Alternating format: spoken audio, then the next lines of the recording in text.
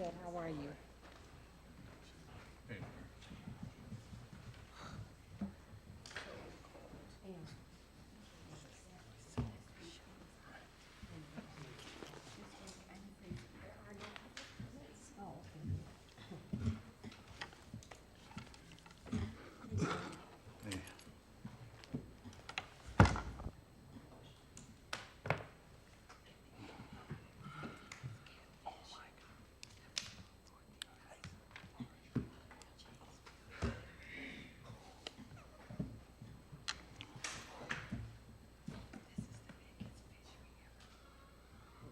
Michelle, would you like to lead the invocation, please?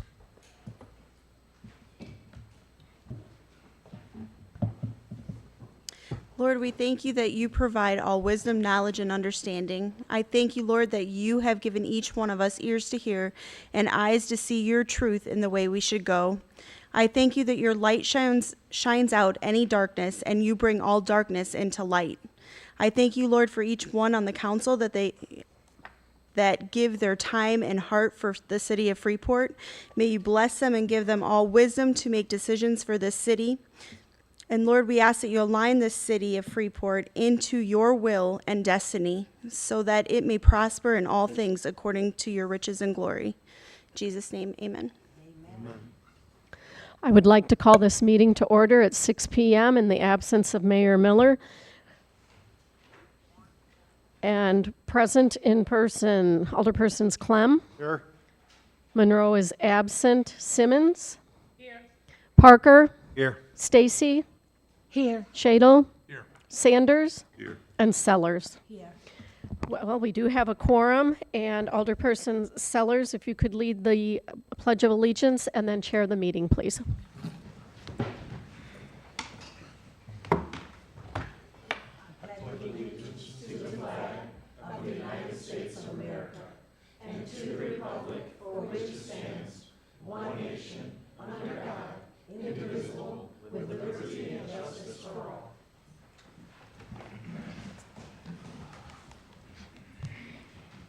Could I get approval of the agenda for,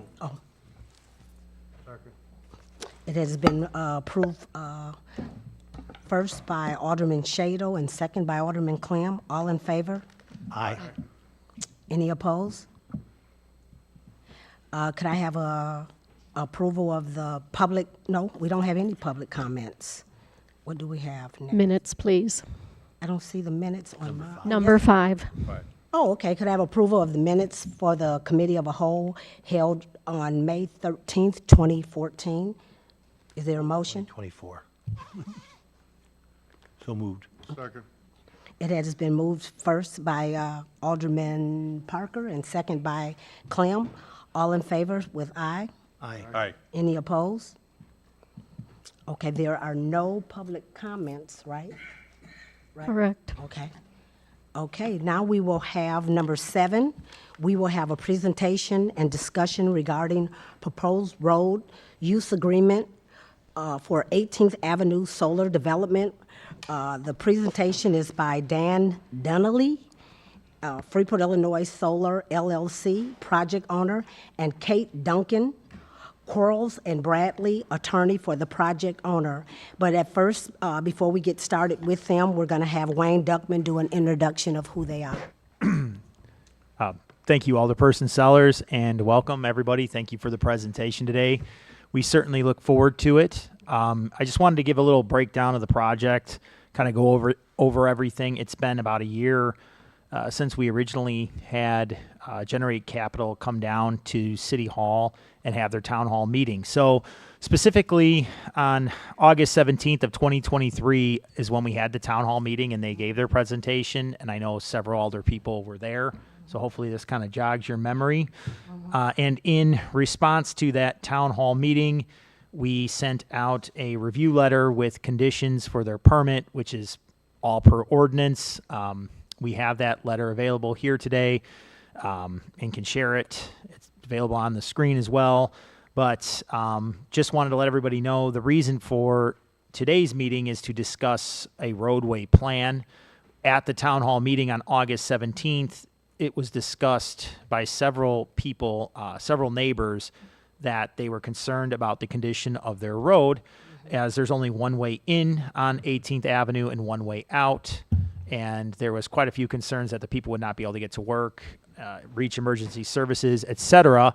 So all that being said, it was incorporated as one of the conditions of their permit that they would need to provide a roadway transportation plan, which would discuss how they're going to bring their equipment on and off site. And then it was also discussed that they would have a roadway reconstruction plan, which they're going to get into today, discussing the civil design, et cetera. So I appreciate you letting me give a brief introduction of the project, and I look forward to hearing your presentation. Okay. Okay, thank you very much. Good evening. My name is Kate Duncan. I'm an attorney from Quarles and Brady. I'm here with my client, Ryan Delaney, from Freeport, Illinois Solar LLC, along with my partner, Adam Margolin, and along with Jennifer Matilla, who is from Recon, who is the construction contractor for the project. We are here this evening in connection with a draft road use agreement for the proposed solar farm project located along 18th Avenue here in Freeport. As you may know, the applicant, my client, is working on finalizing a building permit for construction of a 2-megawatt solar farm on that property. The property is zoned A1 district, which is an agricultural district, and so the solar farm is a permitted use as a matter of right on that property. In connection with the project, the company was working with city staff on the building permit, and during that process, they held their community meeting, and as a result of that meeting, it was brought to our attention that 18th Avenue is not in great shape, and that some of the neighbors were concerned about the condition of 18th Avenue and what the construction of this project would do to 18th Avenue. So staff raised that concern in the letter to us, that the truck traffic for the project may deteriorate that condition of 18th Avenue further. And so as a result, we all realized collectively that a road use agreement was the right thing to do in order to protect 18th Avenue and to protect the city and to allow the construction of the project to move forward. And so, accordingly, I have been working with attorney Aaron Zito for the last few months, trying to come to terms on a road use agreement, and which we have now finalized, and it's here before you for your consideration. The road use agreement, and we're going to go through a little slideshow. I'm going to have my client, I just wanted to give you a little background and overview. So the road use agreement allows for the company to use Hancock Avenue, Shawnee Street, and 18th Avenue for construction traffic. So it's really primarily those 3 roads that will be used by the project for construction traffic.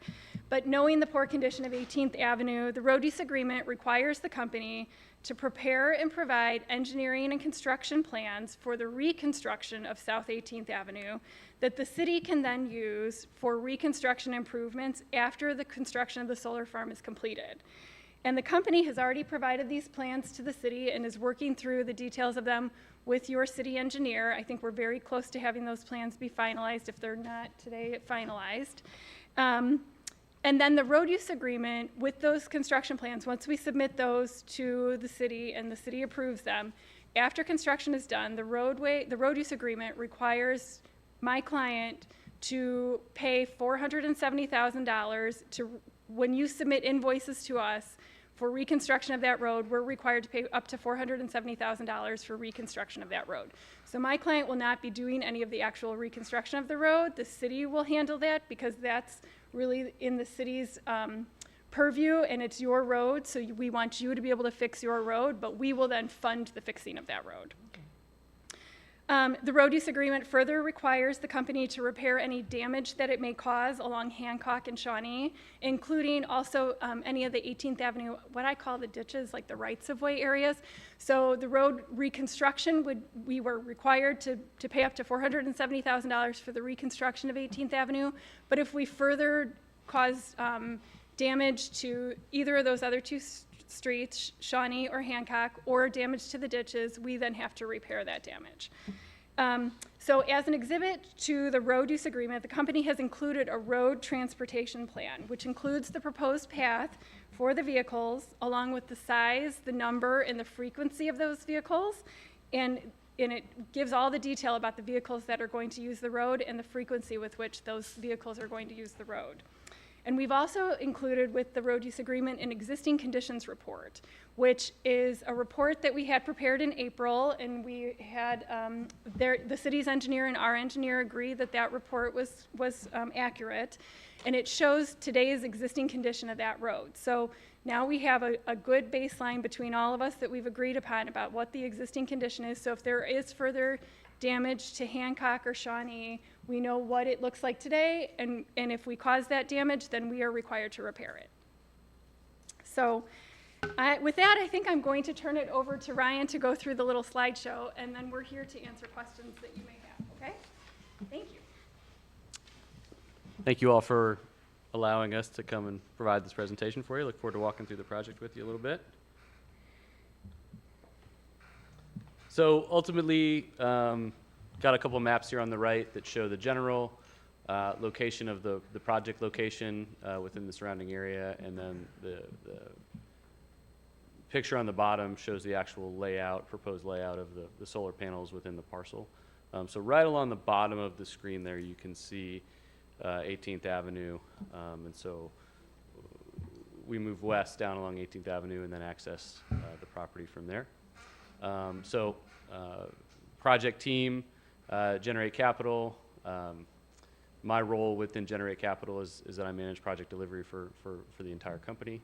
Happy to get into more about what Generate does. We're working with the Recon Corporation as our engineering, procurement, and construction partner. Jennifer Matilla, the project manager, is here. Mackenzie White is also a member of the team that will be working with us. And then, as we mentioned, project location, the zoning, as well as the solar energy systems allowed as a matter of right. So system size, 2 megawatts AC.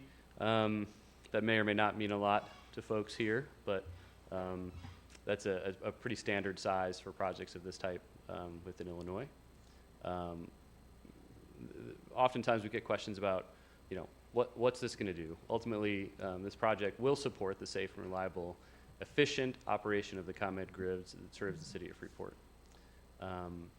Vegetation management, we'll come in, build the project, and then install or overlay a low seed mix consisting of grasses and wildflowers. Ultimately, that vegetation is planted for a few reasons. The first is that it helps to re-establish any disturbance that's created as a part of building the project. So it helps to stabilize the underlying ground, as well as being sort of low growth, and that's all done in compliance with City of Freeport requirements. The maintenance plan, so the project, Generate is the long-term owner-operator of this project, and without knowing a ton about how solar works, ultimately if the sun can't hit the panels, then the panels don't make power, and the power doesn't make any money. And so the maintenance plan that we have in place has been approved. We'll work with a local operations and maintenance provider. Ultimately, it's in our best interest to continue to maintain that site. From a stormwater perspective, we use standard erosion and sediment controls. All of this has been, there's plans in place for that have been submitted with the city and reviewed. Decommissioning, so the project useful life really is 30 plus years. We have a decommissioning plan in place with the city for what happens at the end of those 30 years. And so that's all been considered and been submitted and been reviewed by the city. So the previous slide was all about sort of details on the solar project itself, but the subject here this evening, as Kate was mentioning, a lot of this stuff Kate already covered, is for the city council to review this road use agreement that we've been working with the city on. As mentioned, it provides for up to $470,000 of reconstruction costs to be reimbursed to the city for 18th Avenue in particular. Also, allows us to use very specific streets going and coming from the project during construction. Requires us to repair any damage. As Kate was mentioning, we've got this baseline of what those roads look like now. so that all parties are protected, so everybody understands what's the condition now, what's the condition after we complete the project, and, you know, ultimately, we're on the hook to repair any of those damage to those other roads. So this is the road use path, very specifically sort of agreed to. This is how our contractor will be accessing the site, and we'll have management plans in place to ensure that the delivery of the material follows this route specifically. So project timeline, ultimately, we're hoping to issue the notice to proceed once we have the road use agreement complete, and once we have the building permit in place. We'd like to issue our notice to proceed to Recon, our contractor, this month. Ultimately, for the first couple months, sort of site prep, getting ready. The third line down pile install, that specifically refers to the posts that are driven into the ground, that the racking system that the solar panels are attached to is built to. Racking install, solar panel install. Mechanical completion, right now we're looking at January. Obviously, that's in this part of the world, it's a big function of how the winter goes. But hoping to get as much progress through the summer and fall as we can. Utility interconnection follows that, and then ultimately final completion, or excuse me, substantial completion and operation of the system hopefully commences in February or March of next year. I think that's it from me. Any other questions? No? No, we are here and happy to answer any questions you have. Are there any questions? Alderman Shadle? I know this is at the far end of 18, Yes, sir. and I know there is conceivably at least one house in that area. Is the tie-in to ComEd coming this way towards 18th, or is it going to go out the back way towards? So let's go back and take a look. I think the best place to review would be this slide here. So it's difficult to see from out here, but on my screen it's very clear. There we go. That's great. Thank you. So let's see if I can talk us through this. So 18th Avenue runs east to west, just along the bottom of that picture. Yeah. And then once you clear the residential area, there's a little diagonal road that goes up to the, call it southwest corner of the solar array. There's a utility line that runs along 18th. And so the utility interconnection will run north right about from that point where that little diagonal road comes out up into the center of the array. So effectively, we're building a line extension right along that sort of western edge of call it that southeastern block of the array. And that's where all the new utility equipment, that's where the utility tie-in will occur. Okay. Thank you. Alderman Sanders? Yeah. Question. You said east and west, and looking at the diagram there, Hold on. I think this map that we have is maybe better. yeah, because my orientation right now does not point the directions of east and west, and I wish you had a laser pointer where we can actually see the exact points to distinguish which direction are we traveling. Worried about too many of these buttons. All right. There you go. Oh, yeah, there was a small number of buttons I had to push, and eventually I got to the right one. Oh, okay. And one of my questions is, will there be easements for water runoff in the path of this road that is being created or reconstructed? Is there going to be directed in a certain location? Yes, sir. Yeah. There are stormwater requirements that the city has in order for us to get a building permit. Okay. And so we have to follow all of those stormwater requirements from the city. So we do have, as part of our construction plans, there are stormwater things that we have to do and that the city has to approve when they're looking at the building permit that your engineers review. Right. In order to make sure that we're not discharging water to places we're not allowed to discharge it. Sure. that was one of my major questions because of the erosion that could be created from putting this road in. I don't know which one is going to come in first, the easement or the road. And I rather for the water to be absolutely controlled as you begin to make the installation of it. So that was one of the questions I wanted to ask. All right, thank you. Are there any more questions? Yes. Alderman Clem? I'd just like to make a statement if I could. I don't represent this area. I was at your town hall meeting, okay? I talked to Mr. Duckman at this and hadn't heard anything for it for about a year. All I'd like to know is why everybody on that, when you got done, you asked, how many people were in favor of this? And there were 2 people raised their hands. But yet, all these people on 18th Street are going to look at this every day for the rest of their lives out in the field and listen to it make noise. You know, I personally don't believe that's right. Now, I know the owner, I know her late husband very good, very nice people. Have nothing against them, but I believe this project should never happen. Thank Joy- you for your excuse- statement. And Alderman Monroe and Alderman Sellers were both there at the same meeting. And if I'm wrong, please say so.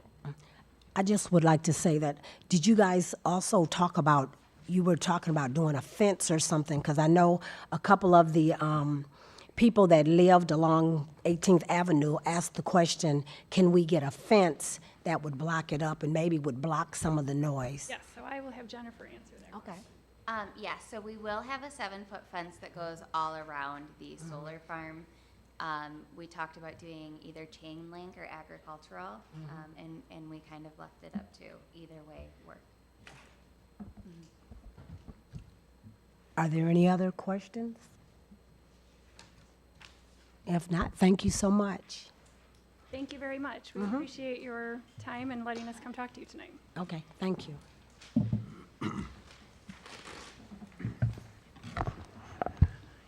Number 8, discussion regarding intergovernmental agreement, IGA, between the City of Freeport and the Emergency Telephone System Board, ETSB of Stevenson County for the purchase of a personnel supervisor service and for the use of facilities.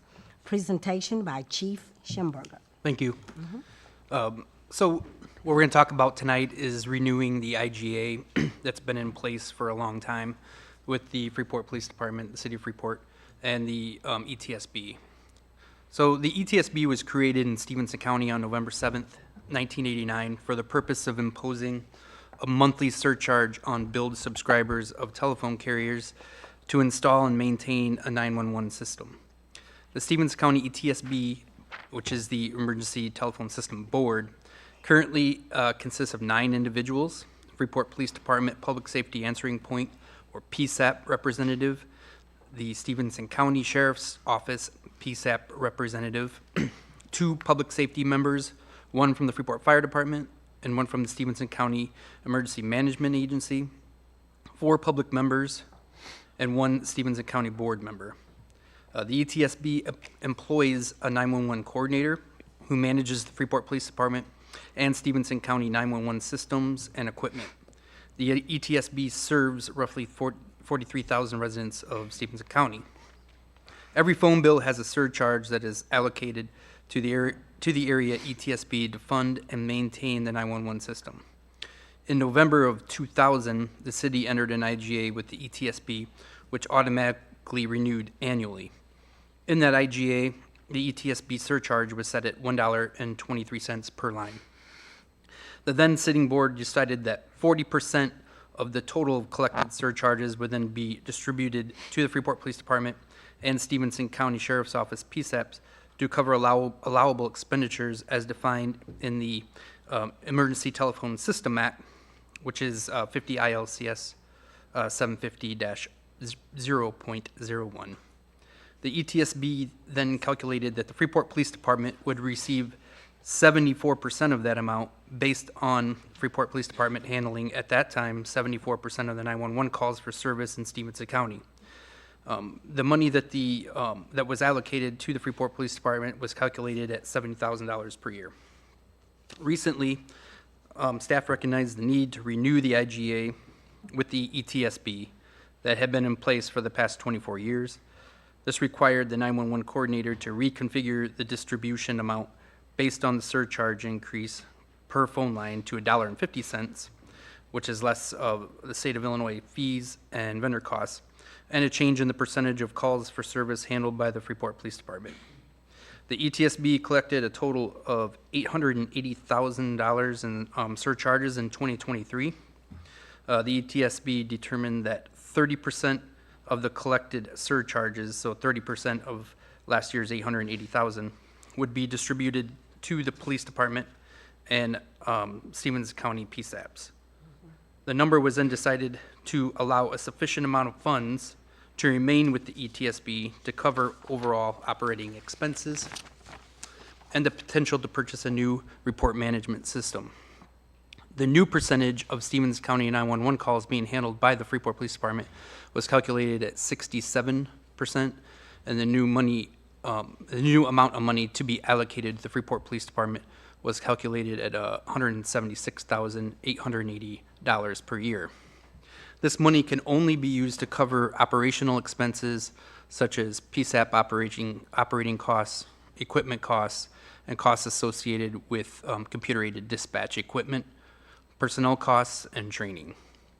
So there is no additional funding for this. This is money coming to the police department, and it's aligned with the strategic plan for responsive, efficient government.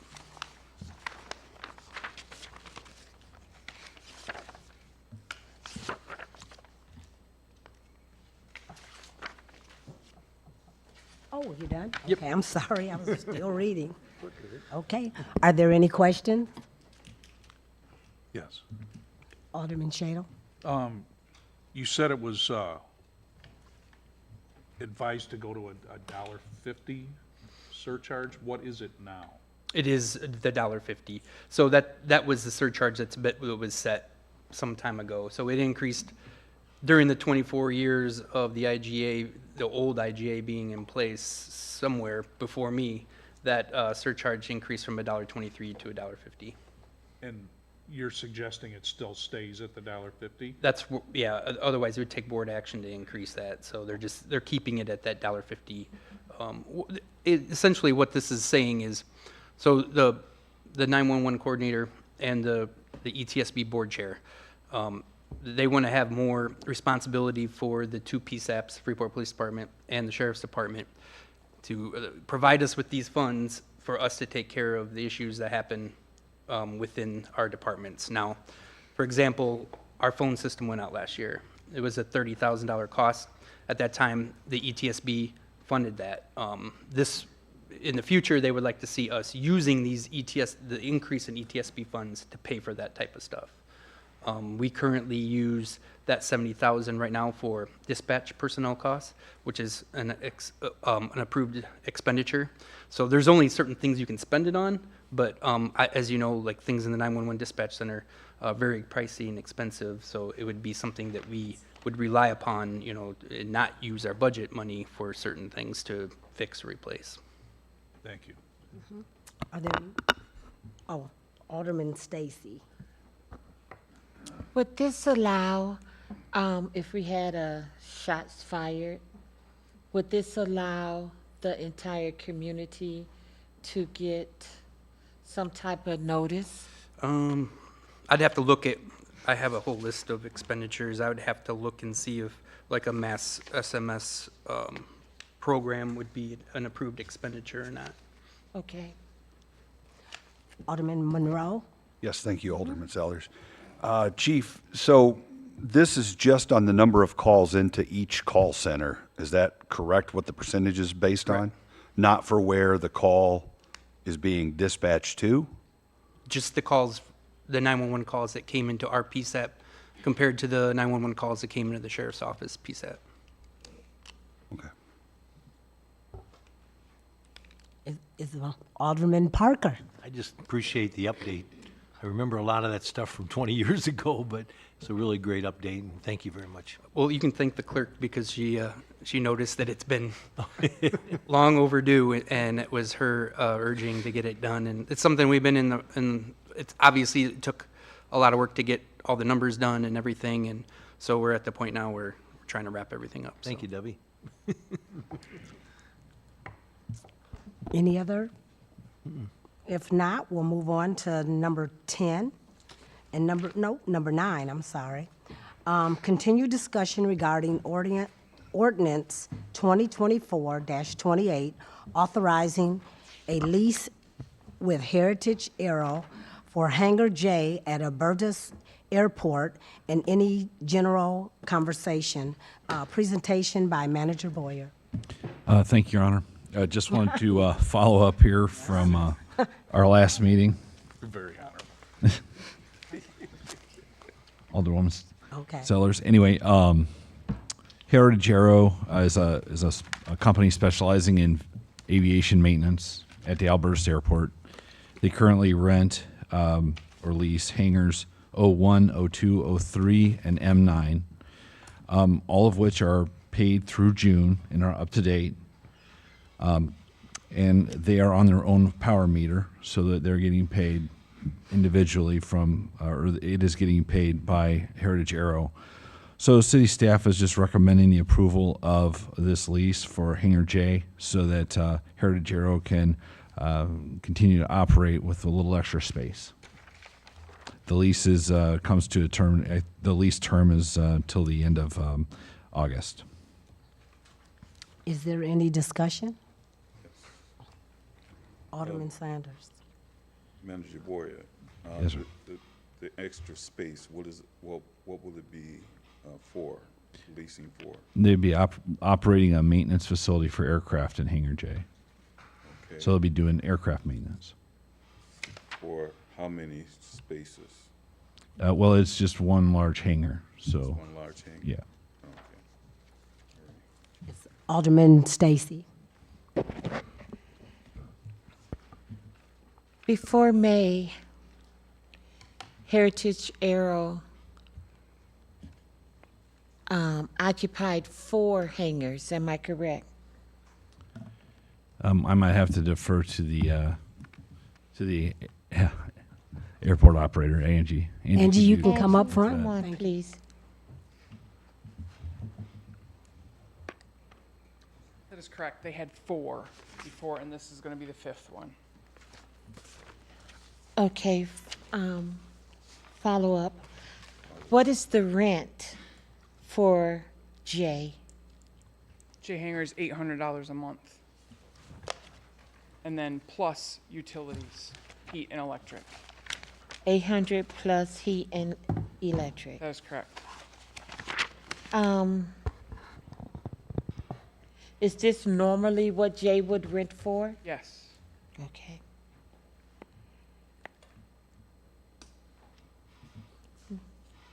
Follow up? Yep, go ahead. This would make 5 hangars for Heritage Aero. Are these being used for the business of repairing airplanes, or are these being subleased out? You'd have to, I'm not for sure on subleasing, but they do have other aircraft in there that are being stored in there. They were trying to put it in there for hail. That is what I was told, because it's hail season, so it's, it's going to damage airplanes. So that's what they wanted J Hangar for. That's what I was told. Alderman Stacy. City Manager Boyer, are the lessees allowed to sublease a hangar for storage for? I think they have in the past, but that's not Heritage Aero is planning to use it for airplanes that they're going to be working on, as I understand. Okay. I was a little disappointed to hear that they were already in there operating since May, when it was never brought to the council until June 3rd or 4th, whatever that Monday was. And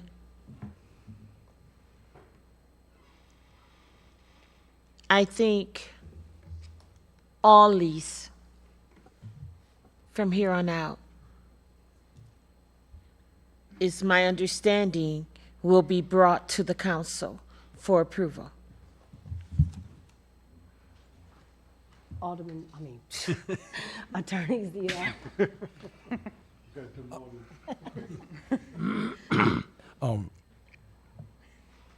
Actually, I think that's actually a promotion, not a motion.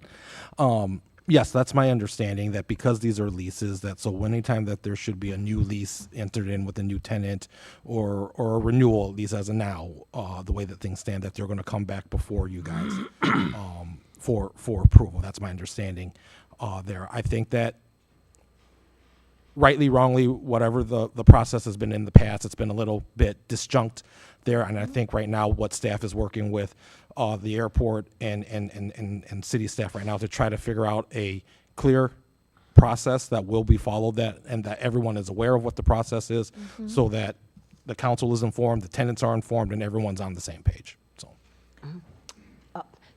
He did. Alderman Sanders, please. Thank you.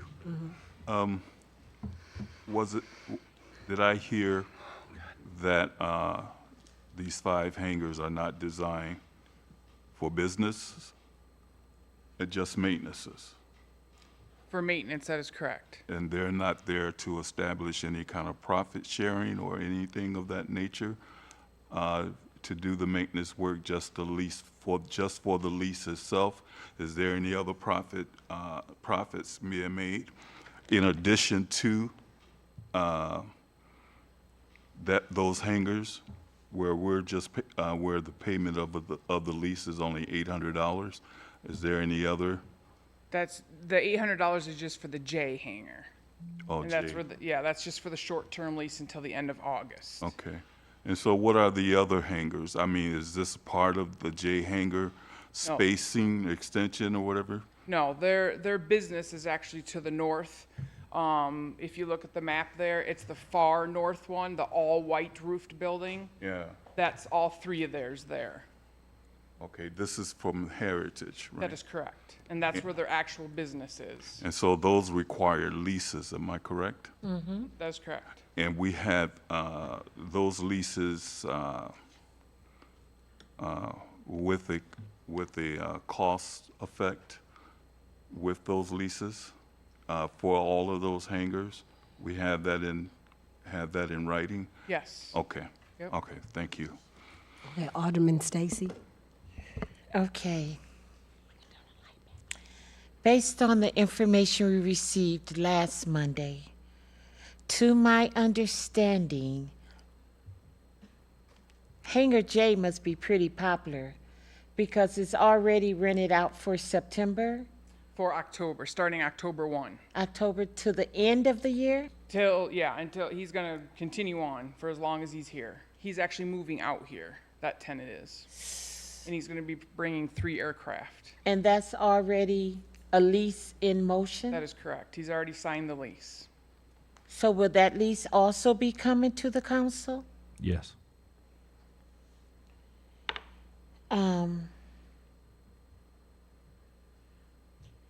Will Jay remain at the $800? Yes.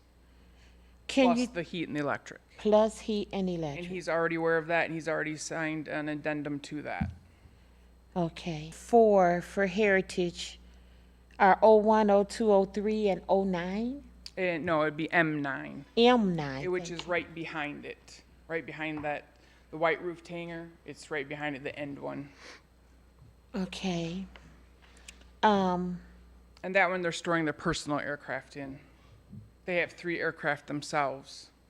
And they're storing, so they don't do maintenance in that hangar. The ones that were set up for maintenance are supposed to be 01, 2, and 3, and then now J. So '09 is storage space. M9 is for their M9. aircraft, like anybody else that has an airplane out there. And so normally what does those rent for? I don't offhand, the M9 one is too, offhand, I do not know. I ended up emailing it to y'all, but the O hangar, they're getting it for $700 each, which that hangar is worth way more because it's the biggest hangar. They've got heat, water. They're the only hangar that has water on the field. And they get it for 700? 700 for each one.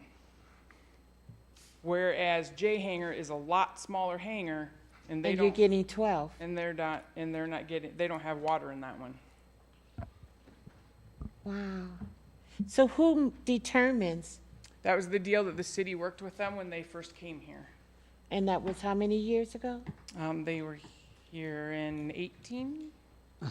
2018? Wow, 2018, okay. And so rent has not changed since 2018? That is correct. And it's like $500 less than what it normally would rent for? Yeah, those hangars would at least rent for 12. At least 12? At least because of heat, water, sewer.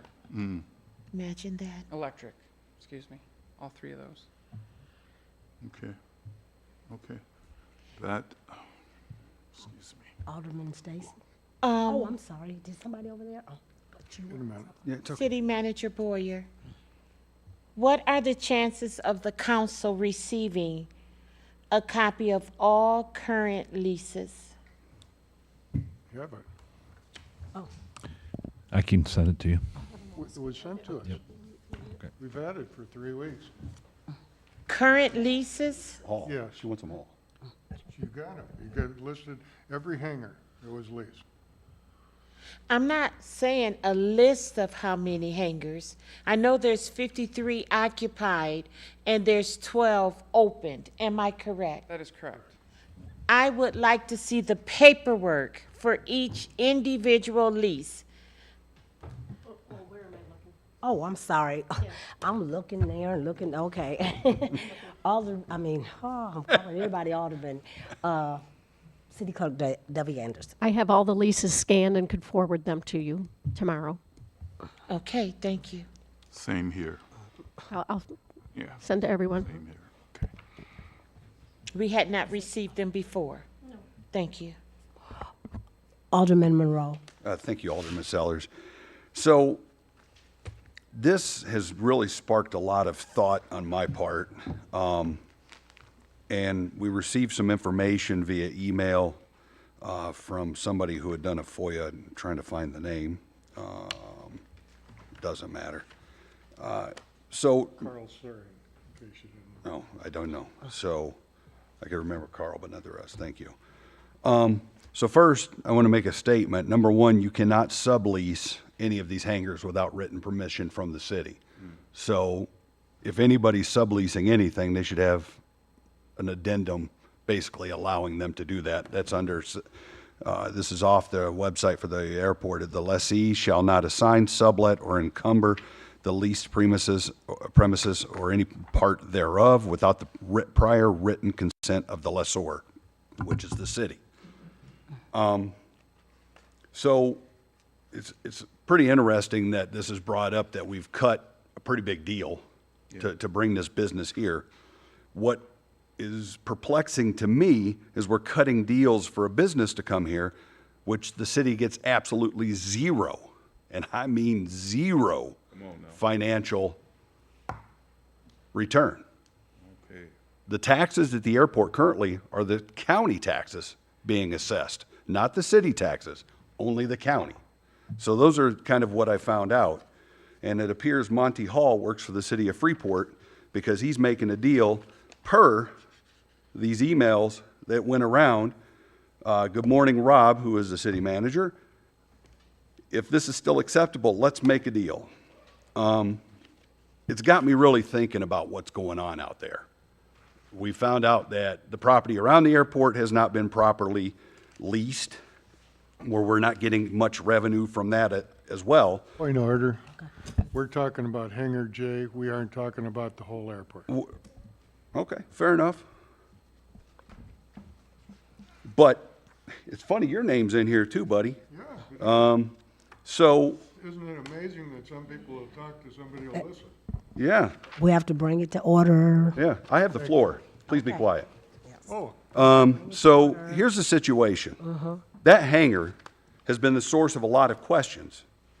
And there's definitely something going on that stinks. And as a representative of the Second Ward, it's my responsibility to hold people accountable when things are going on that shouldn't be happening. Right. So the question that I've got with this information that I received, that I've highlighted page after page after page of things that are going on, the lessee is interfering with city operations and airport operations, and I've got a problem with that. I do too. I'm not the only one sitting here. And I got a problem that a sitting alderman is participating in that. This begs the question, seriously, who is watching what's going on with the money in the city of Freeport? And that's our responsibility. So it all ties in together. And you may have a point of order about that. You may think this is a joke. This is not a joke. I can tell you right now, as I've highlighted, I've taken so many notes on this, I know more about that airport than I ever wanted to know. I shouldn't have to dig into the operations of what's going on in the city. I shouldn't have to be reading the text messages between aldermen and city managers going behind the airport manager. We should be supporting our department heads, and I've got a problem. What it does is it weakens the infrastructure of the overall city. And I don't like it when people do that to me, and I don't like it when people do it to our staff. Come on now. Because we've got to stick together, we've got to defend and protect this city at all costs, and every dollar matters. I will tell you that this needs more questions answered, and, you know, I'm trying to figure out what's different between, I'm having to go back and forth with the document that's online at the airport as a sample, but what I see there are some covenants and some important things that this document has not been executed. So that doesn't. what document is that, may I ask? It's the airport lease for Hangar J has not been executed. So changes could happen to this after we approve it. What you should be bringing to the board, to the council, is an executed document that's ready to be stamped And approved. or approved. Because, so, but here's the question. We usually have a quote with somebody that signed off on a dollar value. How do I not know that this changes after the fact? I don't. That's the problem I've got right now. There's some back office dealings going on. I want to see what's happening. I want it to be visible to the rest of the citizens of this community so they know what's happening. I don't think that's an unfair ask. Okay, right before you, Manager Boyer, I would just like to ask this question, is this the first time the airport's ever come up? I mean, because I'm not understanding how the previous council has not known any of these things about the airport. So I just want to know, has the airport? May I respond? Yeah. We let Debbie answer. Oh, I'm sorry. Come on, Debbie. In 2018, an ordinance was passed between Heritage Aero and the city for hangars 01, 02, 03, and M9. That was actually one of the very few leases that were brought before council because it was kind of different than other terms. There was repair. There was a business. There was repairs going on there, and the lease amount was very transparent at that time, and it was approved by council in 2018. Okay, Manager Boyer. I just wanted to give some detail here. Hangar J was rented by Jack Hooker for many years. The last rate was $575 per month. I believe that Heritage Aero asked Angie at some point after Jack passed away and the subleasee left if he could rent that hangar for, I think they decided on $800 a month, and that was what the lease was for. The lease came to an end. The hangar sat empty for a little while. Heritage Aero asked if they could go back into J, and we kind of worked that out, and that's what you're looking at right now. This lease is over in August, and we're kind of making, I think we ought to just move forward here. Alderman Simmons, did you have something you was, oh, okay, Alderman Monroe. So going back to Mr. Hooker, and I knew Jack, did Jack help build that hangar or fund the building of that hangar? No. Actually, it was city that built it. The one that was originally in there, it was built for MyTech. Thank you. Are they, Alderman Stacy? You know, I guess to stay on task, and since Director Angie was supposed to be on the agenda and is not, so that we could just stay on task, I would like to know if you would be willing to come back if put on the agenda for next week. Yes, I'll come back.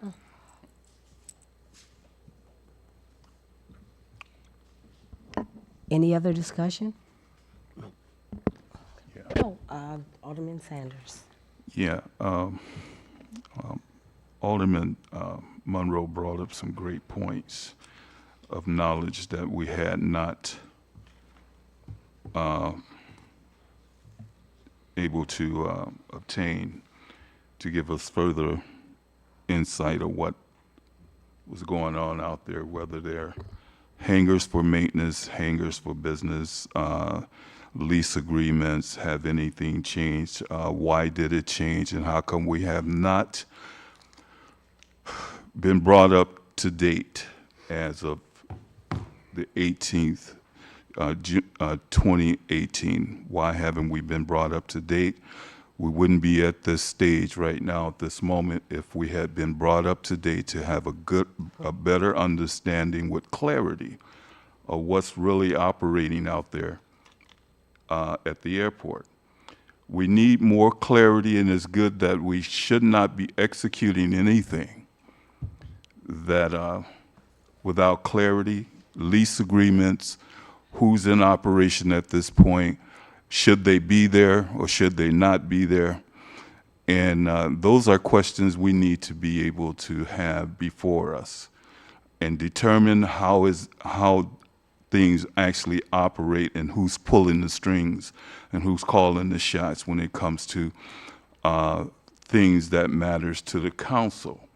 Things that matters to the council should come to the council, and anything offset the council's knowledge from understanding why things are happening is the reason why we're asking all of these questions. I have plethora of questions to ask, and we just need to be brought up to speed, brought up to date on these matters, and that's what I look forward to.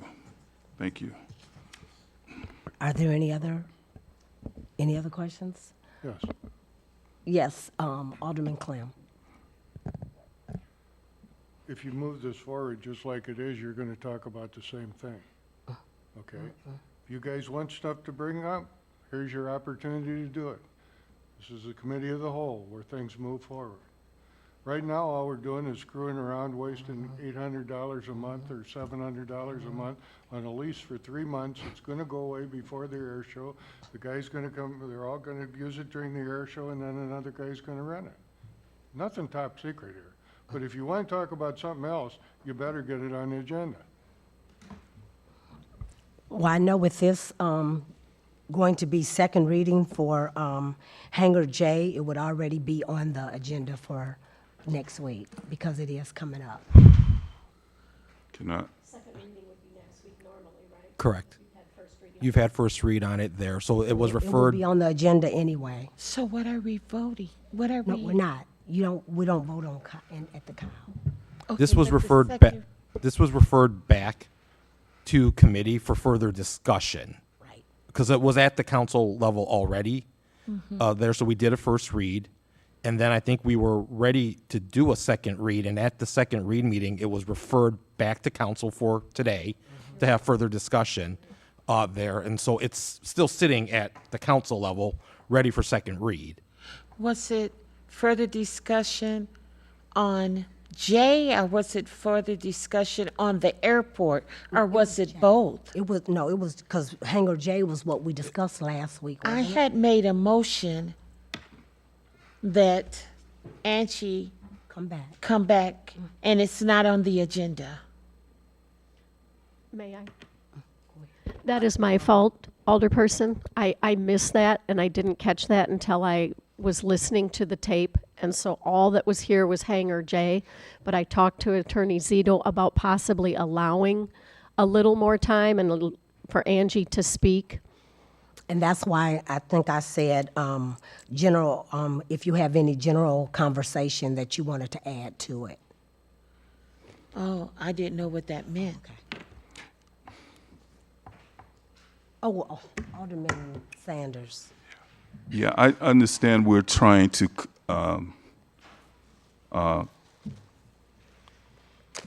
curtail our discussion around hangar J. I think we need more than just hangar J to discuss. I thought I heard a question in regards to whether or not we're just going to discuss hangar J because that's what's in the discussion right now. I think we should expand that so we can get understanding of all leases, how business is operating out there. We need to do a thorough job at understanding that, not just hangar J. Hangar J does not fulfill all of the questions that is necessarily needs to be answered. So I say if we do have another agenda to talk about, I think we should expand it even further. Let our discussion for this airport be known that we are doing a due diligent job of understanding and getting the clarity that our community needs. So that's what. I want to say something. I would, huh? Attorney Zito. Oh, okay. No, I just wanted to say that I think my understanding of the hangar J was for a 3-month rental. And after that, it would be a new client, correct? Yeah, it's And actually so- 4 months, May Huh? to, it's 4 months, it's May to the end of August. Okay, this Yep. hangar J That with, is correct. with Heritage, right? Yep, and So the new once, one- and that's the $800, right? That is correct. And then once we get done with them in October or wherever you said, I can't remember, then it's going to be new clients. So I'm wondering if we want to have a, bring hangar J up, let them get their 3 months, 4 months in at the $800, and discuss how we can go forward on handling the airport totally. Because I think that's what our misunderstanding is, not understanding the whole process. What Angie does, what records she keep, I what the disagree city with does. that. I disagree What with the that. city does and what they get. So that's what it is. Yeah, I disagree. Well, wait, I gotta let Oh. Attorney Zito go. Actually, what I was going to say, I think, is a little bit of what you've said already. So go if Okay. Alderman Stacey wanted to go. Oh,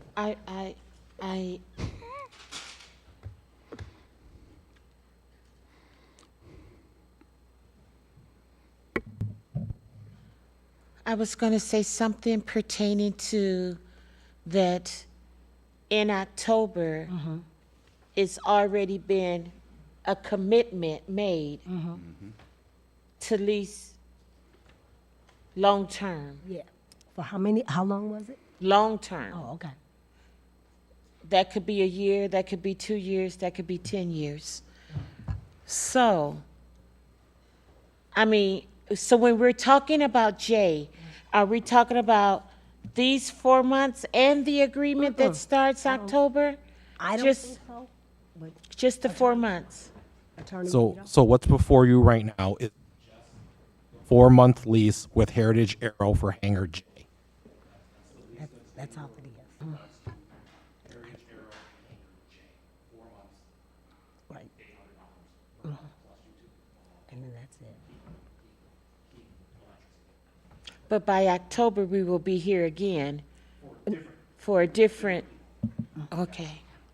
Well- Alderman Sanders. Well, I thought maybe I misunderstood that that particular lease for Hangar J has not been activated yet. Yes, it is. Okay. Since May. Since May? Yes. So there's an actual active lease for Hangar J. It was already accepted before it was brought to the council. Okay, did we accept that?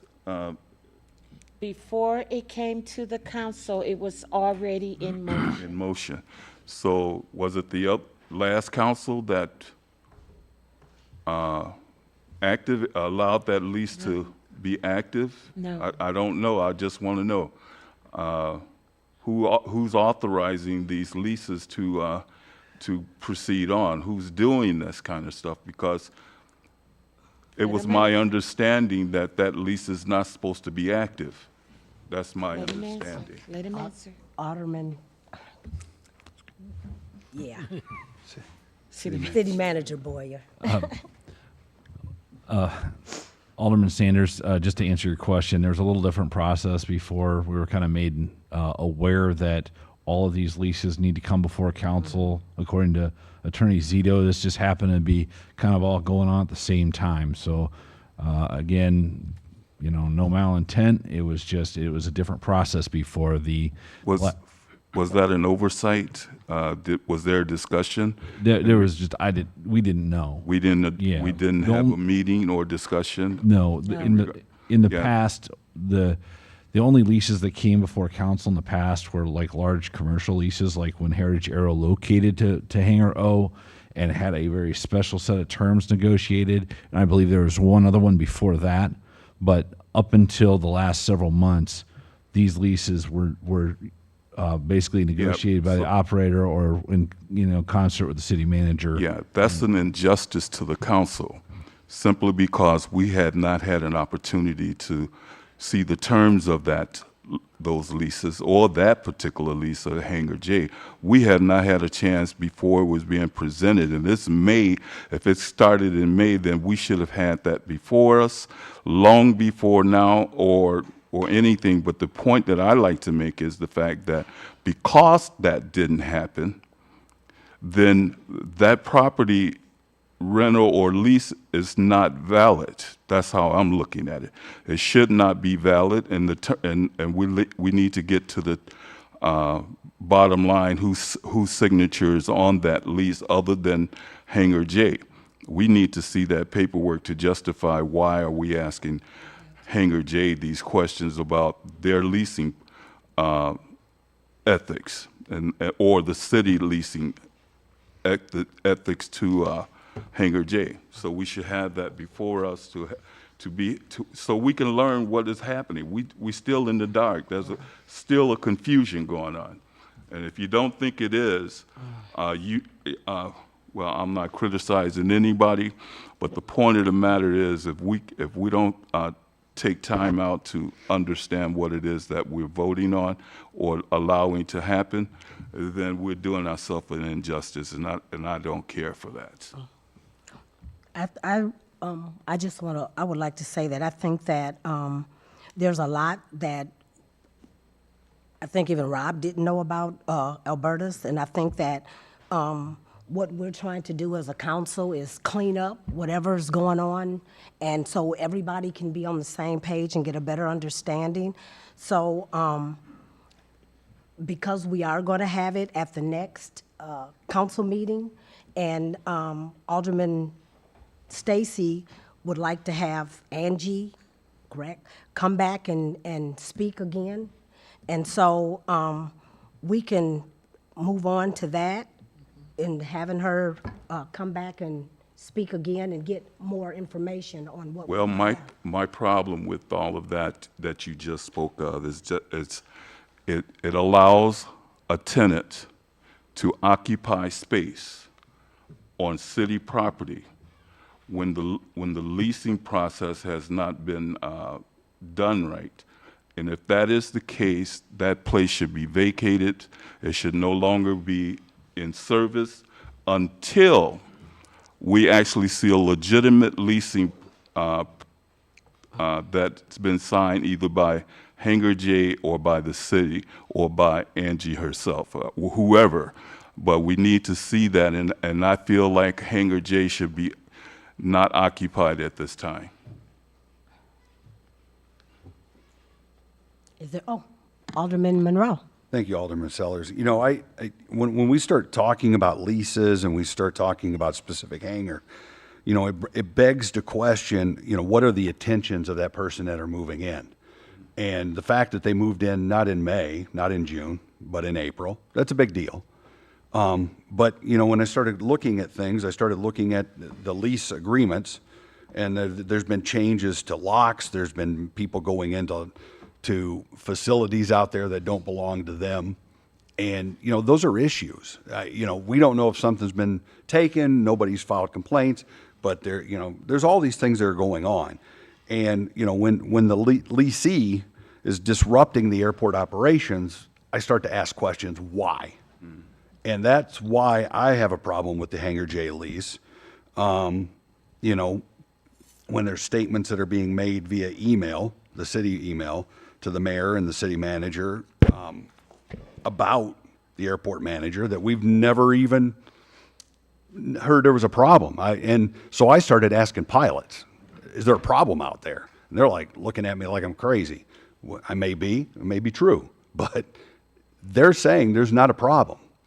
And these are flights that are going in and out, professional pilots, not just our local aviation experts, but professional pilots who say nothing but great things about Angie. And when I read these things, it really bothers me because I don't want to see I don't want to see somebody going behind the chief or the deputy chief asking questions about, are they fighting the fire right? Are they treating our you know, people and citizens the right way?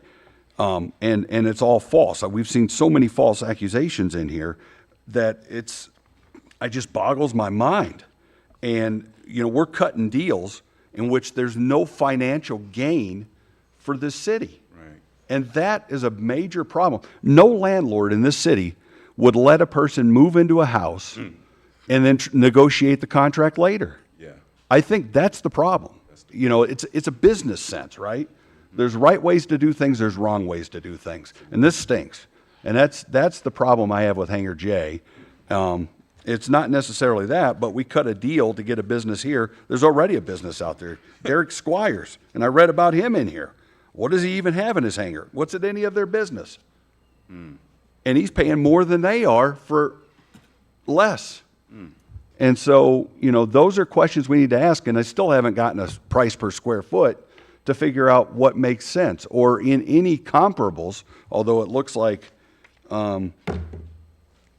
Mr. Cliff Walewski, I guess is his name, is trying to figure out how he can get some of the comparables and figure out what the pricing should be.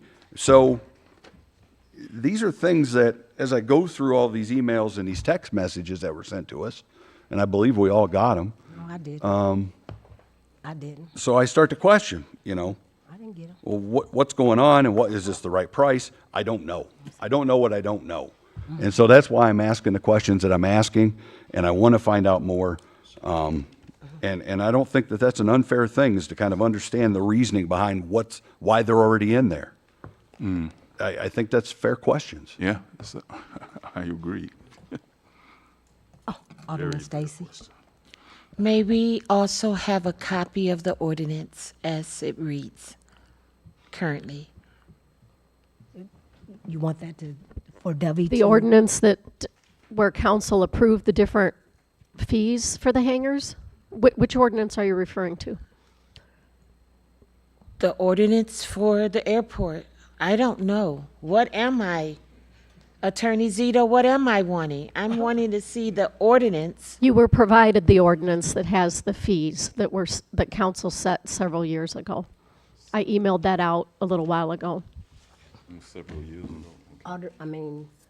Attorney Zito. I'm not quite sure, CC, what you want to see. So there is the original ordinance from 2018 that the council approved, that approved the lease for Heritage Aero for those original 4 hangars, right? So if you guys want to see that, the clerk can provide that to you. Again, that has nothing to do with Hangar J right now. Obviously, there is no lease right now for Hangar J because that's what's before you guys. There's a draft in your packet that talks about Hangar J there. Yes, it sounds like they're already in. We're going backwards a little bit, kind of taking things out of order, but we're looking to, get things in order now, right? And I think that's where Manager Boyer was saying that it has been a little bit of a hodgepodge in the past. Predating him as the city manager, even my experience was that sometimes things were brought to council, sometimes things were not. Sometimes, leases were executed, I think maybe by the airport manager, before Angie even. There, sometimes it was the city manager there. So it was this hodgepodge of different types of actions that I think what everyone can agree on now is that we need to have a uniform plan, figure out what that is, have the council be informed in that process, and so everyone knows, hey, what the process is going forward for these leases. Okay, so Alderman Attorney Stacy. Zito, are you saying that the only ordinance that exists right now is from 2018 and it's for Heritage Era only? I'm aware of that ordinance. I'm aware of an ordinance that the council adopted maybe in 21 that set some initial fee That's prices. the one that I'm one talking about. there. Other than that, I'm not aware of any other ordinance. There's obviously an agreement between the city and Angie's company, that governs the terms of them operating the agreement. I'm unaware of any other ordinance though, but certainly if there was something that was adopted 30 years ago, I don't know if that exists. There are certain provisions in our code book that also deal to a certain extent with the airport and the existence of the airport there. Okay. But Thank I don't you. think this was certainly, since I've been here in 2017, airport is not a topic that has come up by any stretch of the imagination on a regular basis. Rightly, wrongly. I think just go forward, though, if we're saying, hey, we want to figure out what the process is, and if every lease is going to come back, then let's just have that conversation. We can put it on the agenda, Alderman Stacy, as you kind of mentioned, to say at the next meeting, I want a general discussion about anything airport related, in addition to second reading on this Hangar J thing, lease there. And then you guys can figure out what the process is. And that might not happen all in just at the meeting next week. You guys may say, hey, we got even more to discuss. Let's put it back on the July cow. I don't know. That's up to you guys. So. Okay. Yeah, excuse me. Alderman Sanders. Yeah, there's a history out there at Alberta's of operation, maintenances, business, or whatever the case may be.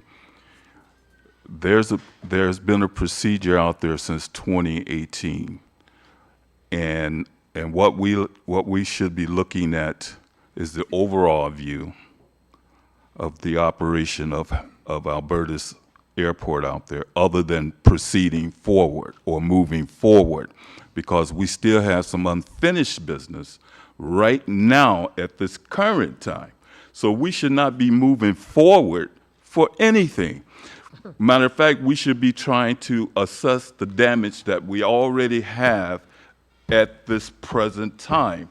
And until we do that, there shouldn't be any consideration for moving forward. Alderman Sanders, we cannot do that Well- until the regular meeting. That is not something that can happen here at the cow. Okay? Well, we can't suggest moving forward, that's for sure. If we already have problems today, we shouldn't be moving forward if we have not taken care of what the situation is right now. So moving forward is irrelevant because we'll be in the same predicament moving forward as we are today. I believe she meant moving forward like to number 10 and moving forward like that. On the agenda. On the Okay. agenda. I'm sorry, because I was just, Alderman I thought Clem, would maybe you we were like just to? passing the buck. Alderman Clem. Alderman Clem. Yes, if I could. let's try and simplify this a little bit, okay? It appears that everybody agrees that there's an issue at the airport. Is that correct? You know, if that's the case, if I remember right, for 20 years as an alderman, the hangars out there are to be rented, is that correct? Correct. And that's what you get income from, correct? City gets income from. City gets income. That is correct. Okay? So, this hangar happens to be sitting empty. All we're talking about is renting it to a guy for 3 to 4 months, and then if everybody approves it, and remember, we all have to approve it, the second lease, it moves on after October, okay? So, why don't you deal with the two things separately, okay? Take a look at, we all agree that we need to take a look at the airport. You know, that's not secret. I can ask James where he was the last 2 years that he didn't know stuff was going on there, and he don't know about the 2018 package that was agreed on by the council to bring somebody new in when some of the hangars were all sitting empty. You know, so I'm in agreement with all of you in the fact that, look, we need to get to the bottom of it, okay? We don't need to get to the bottom of it tomorrow. This is up for next reading, and we can put it on the agenda and talk about it and figure out what you're gonna do. But, you know, you got a hangar sitting here that, you know, for a month and a half, we've talked about, you know? And to me, the airport, all these hangars that are out there, you may or may not know, were built by people and then basically given to the city. Is that correct, Angie? No, it is not. How is it? There's only one hangar that was that. Otherwise, the city has Built built all them of them? through funding. Okay, through the last one, but how about the early on? No, that's what I mean. There's only one hangar out there, and that Which was, one that one? which is I hangar, is the only one that someone individually built and it reverted back to the city after 20 years. Right, I apologize for that. But, you know, let's deal with them separately and spend all the time in the world that you want to going into there. Did you, I think he was. Oh, okay. Yeah, Alderman- no, I agree with you, Alderman Clem, on that. You know, I guess the consternation or the problem that I have is that when other people are interfering with the process that's been happening, has been clean, and undermining the city airport manager. That's my problem. And, you know, people are getting special deals. I didn't know about 2018 before my time. I probably should have known. But the airport's been something that I think is undervalued and underutilized in a general sense. And, you know, I don't think, as I read, a leasee or lessee, however you say it, should be setting policy or trying to do things behind the back of the airport manager and changing locks on buildings and doing other things, which I went out and looked. And so when I start looking at the lease agreements, those lease agreements have been violated Yes. by that lessee. And that is not right. And so when it comes to protecting, you know, because if the fire department has to go out there, the only way they got in is to break the door in. If the police department needs to go out there, the only way, and I don't know if Angie has the lock to the building out there that's been changed. That's a problem. And those are things that we as aldermen should say, look, we're not going to say that's okay. We're going to hold you to the letter of the agreement, as we should hold every agreement that we do. And that's my problem. And I just want to make sure that we get back on a track. And honestly, this lease agreement needs a lot of work from the standpoint of, I mean, the pricing that's in this sample goes back to 2009, 2010. Wow. So that's the part that we've all got to come back around on, but I shouldn't be getting citizens sending me emails with all of this information in it. That would never happen. If it did, you'd be in trouble. Absolutely. And that's the kind of thing. And I think here in the city, we should hold people accountable for that type of stuff too. And I think we're all on the same page about updating our, the process of the airport. So if we could move on, because No. we're going to talk about all of this and get information. I want to say what I have to say right now, so don't deny me that opportunity. Say it, Alderman Sanders, say it. Thank you. Thank you. I don't know what you think this is, but anyway, the lease agreement that we're talking about for Hangar J and it's in place right now. Occupied, is it occupied hangar? Is it an occupant? Okay. Have we signed off on that lease as a council, or any council or anybody signed off on that particular lease? That's what I'd like to know. I mean, the short answer, no. Okay, that's the problem right there. But the reason behind that is because it hasn't been our process to bring every lease before council. This is something that was brought up basically in May as a best practice. And so now we've got a couple of leases, including Derek Squires, who were in possession of the area when we brought the leases to council. Now, last meeting, the council approved Derek Squires' lease. Okay. And he had been in there since whatever time, I don't remember. How long had he been in there, Angie? January. So he'd been there since January. So all I'm saying is we've got a little issue. We're going to work it out, but we're going to be able to get this nailed down. No more leases are going to be signed unless they come to council, but we can't work backwards. Well, my problem with that is a renter or leasee of a lease that has not even been submitted to him as a leasee, he still has not met the protocol, even as a what they call it, renter's deposit. I haven't heard us talk about any deposit made on any hangar, and that includes hangar J, for further terms and conditions, and then we need to sign it off. There's nobody in management signed off on it, and so I'm back where I started. We're just right at the point where we're just giving this space away to hangar J. No, hangar J has been paid every month. That's been occupied. Oh, that's we have the evidence of that? Yes. Oh, okay. Trust them. Okay. Trust me. Is there? Okay, we'll move on to Alderman Parker. Could you turn the light on, please, so I can't really see that. Thank you. Continued discussion regarding hiring a consulting firm for lobbying and public affairs advice for the city. That would be presentation by Manager Boyer. Thank you, Alderwoman Sellers. Just following up, we have the lobbyists represent communities' interests at the state and federal level. Part of the purpose of what they do is they're looking for opportunities to line up the needs of a community with funding that's available at either one of those levels.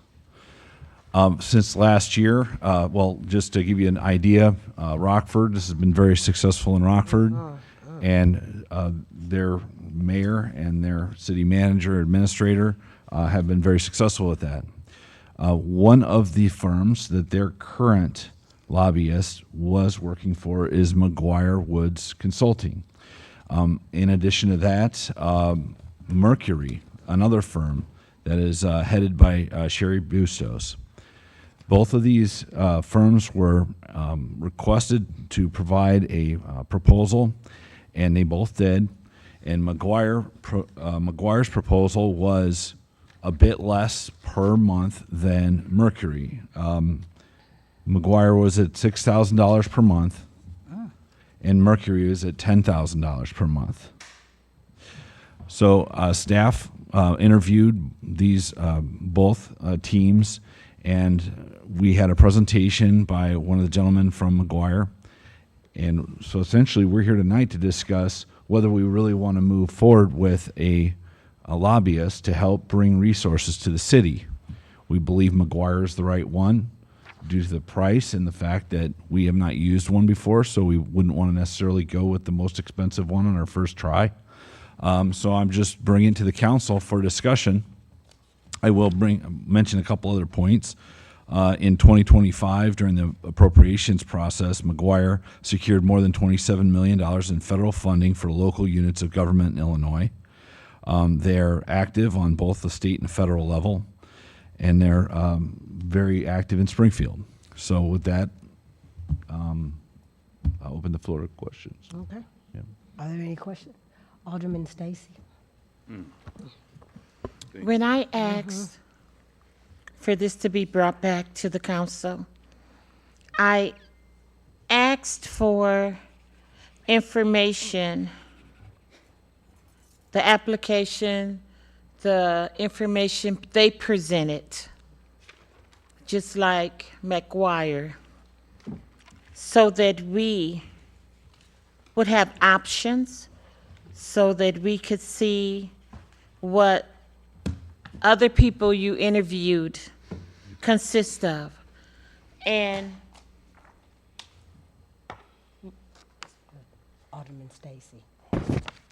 oh, so that's what this information is now? Yes. Oh, imagine that.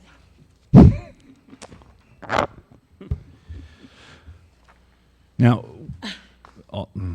Okay, so I'm just gonna make a motion that we put this on hold until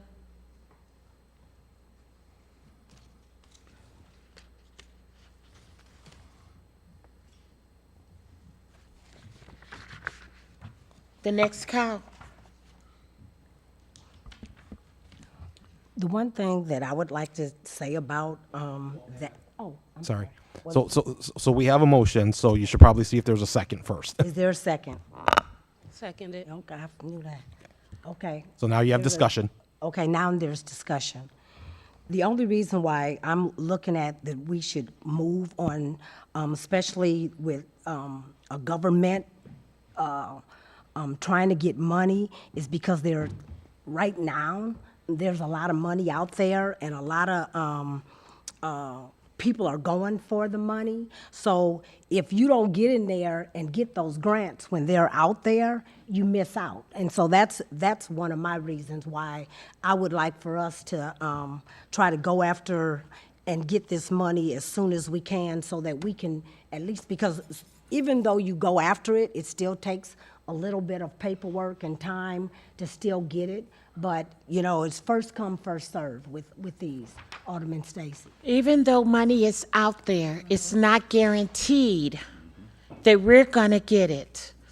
And when that gentleman came and he spoke to us, I asked him how many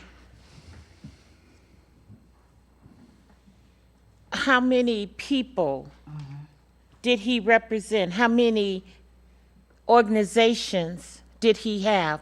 And he said a couple, that most of his were private. And so he is not the one that Rockford have.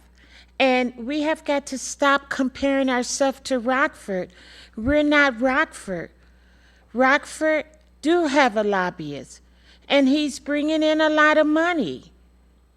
But we can't afford him. Right. We know what he's able to do. Yeah. Tammy Duckworth. She was more than Guire, but less than Rockford's lobbyist. But the way Sorensen is bringing us in money, who knows what Tammy Duckworth could do. And my biggest problem with all of this is spending money to get money. How many people, even Darren Stiegel went after $1 million. It cost us $10,000 to Fair Graham for him to go after. It's too many people wanting to go after this and after that, and we're paying them again and again and again.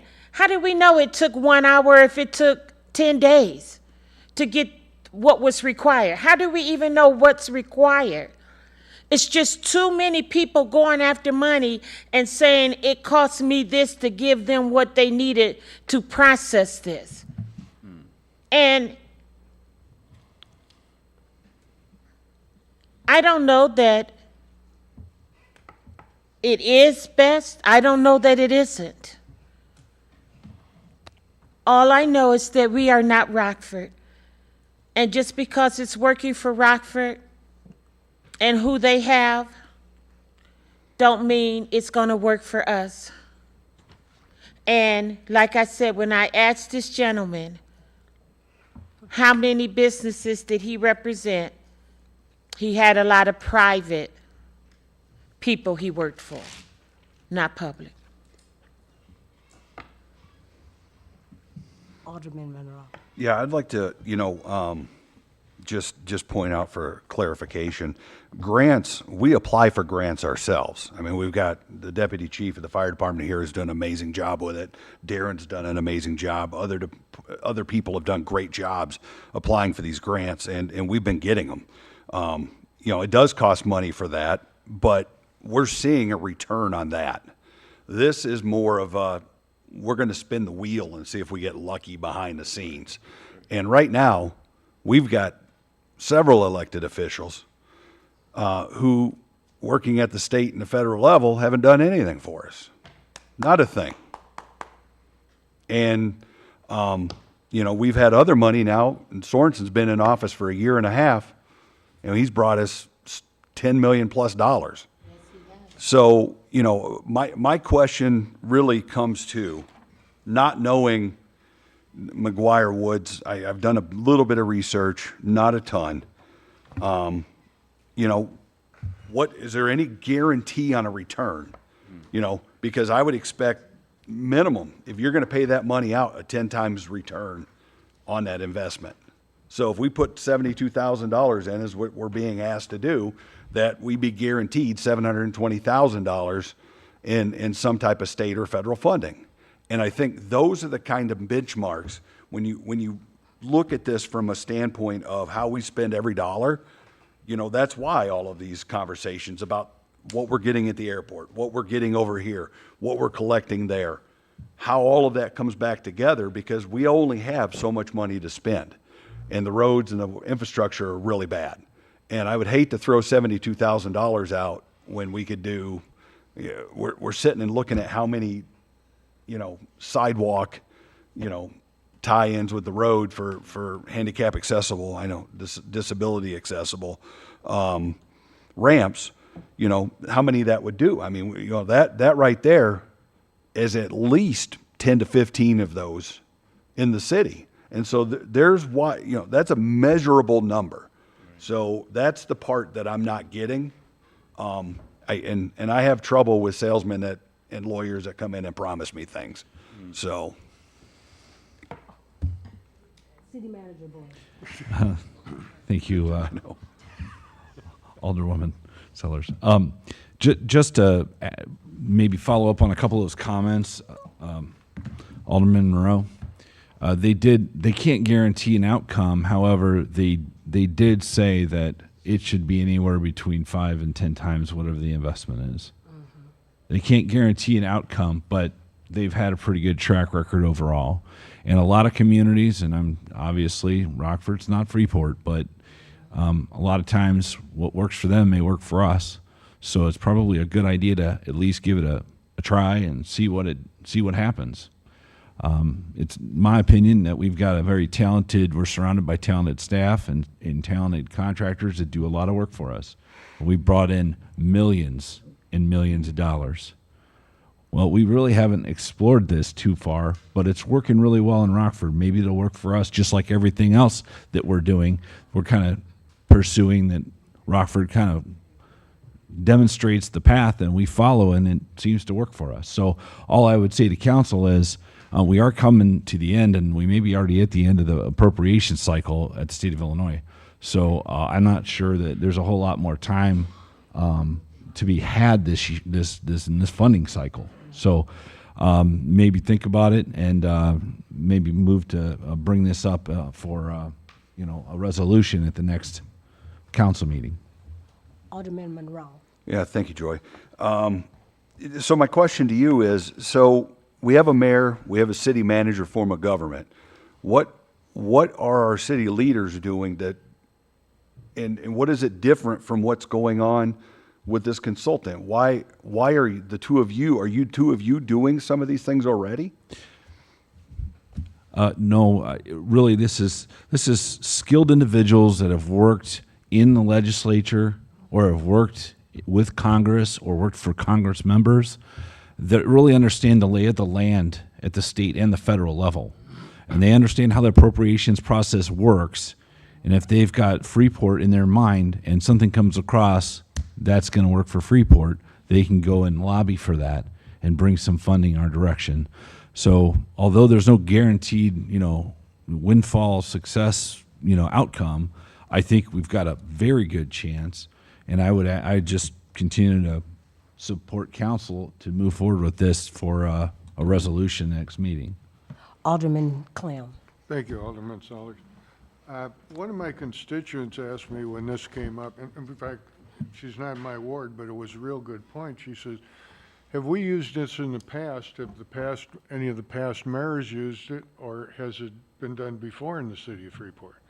So I reached out to both mayors, and from Mayor Gallrup, I got that they did not use it in his administration, but he highly suggested it because he knows where he's at in the ComEd business and the dealings that they have to do with different agencies or different things to try and get money.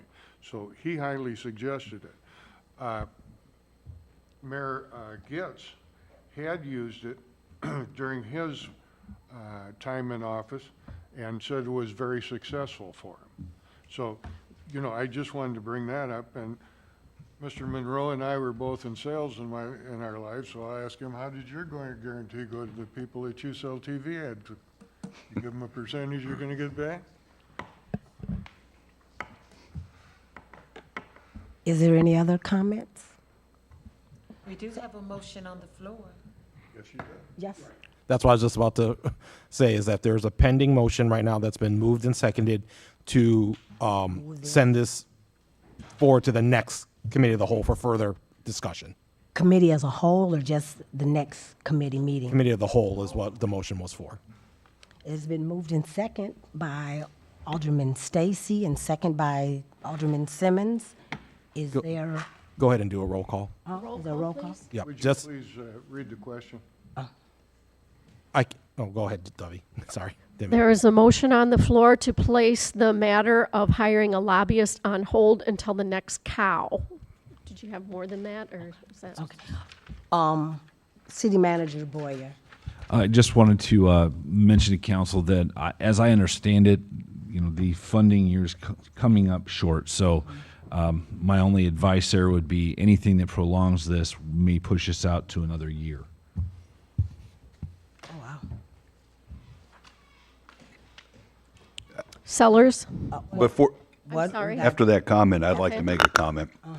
The state's they've already broken for the year, and they only come back for vetoes in September, the last I remember. And I don't know about federal funding, but we don't know when it's, so I guess that's the questions we're kind of asking.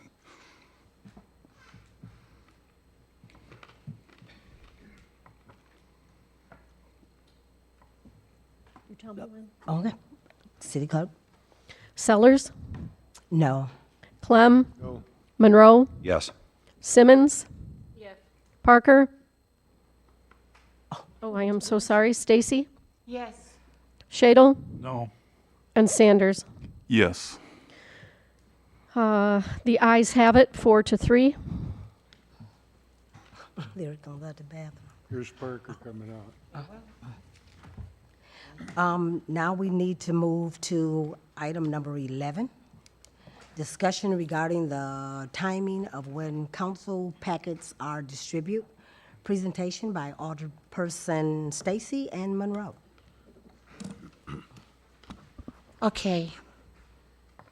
I ask that this be brought to council because right now we usually get the agenda anywhere between 4:30 and 5:30 on a Friday evening. After department heads are gone and anybody that could answer any questions. Once upon a time, the council received the agenda on Wednesday late afternoon. I believe it was Wednesday, late afternoon. It may have been by noon on Thursday.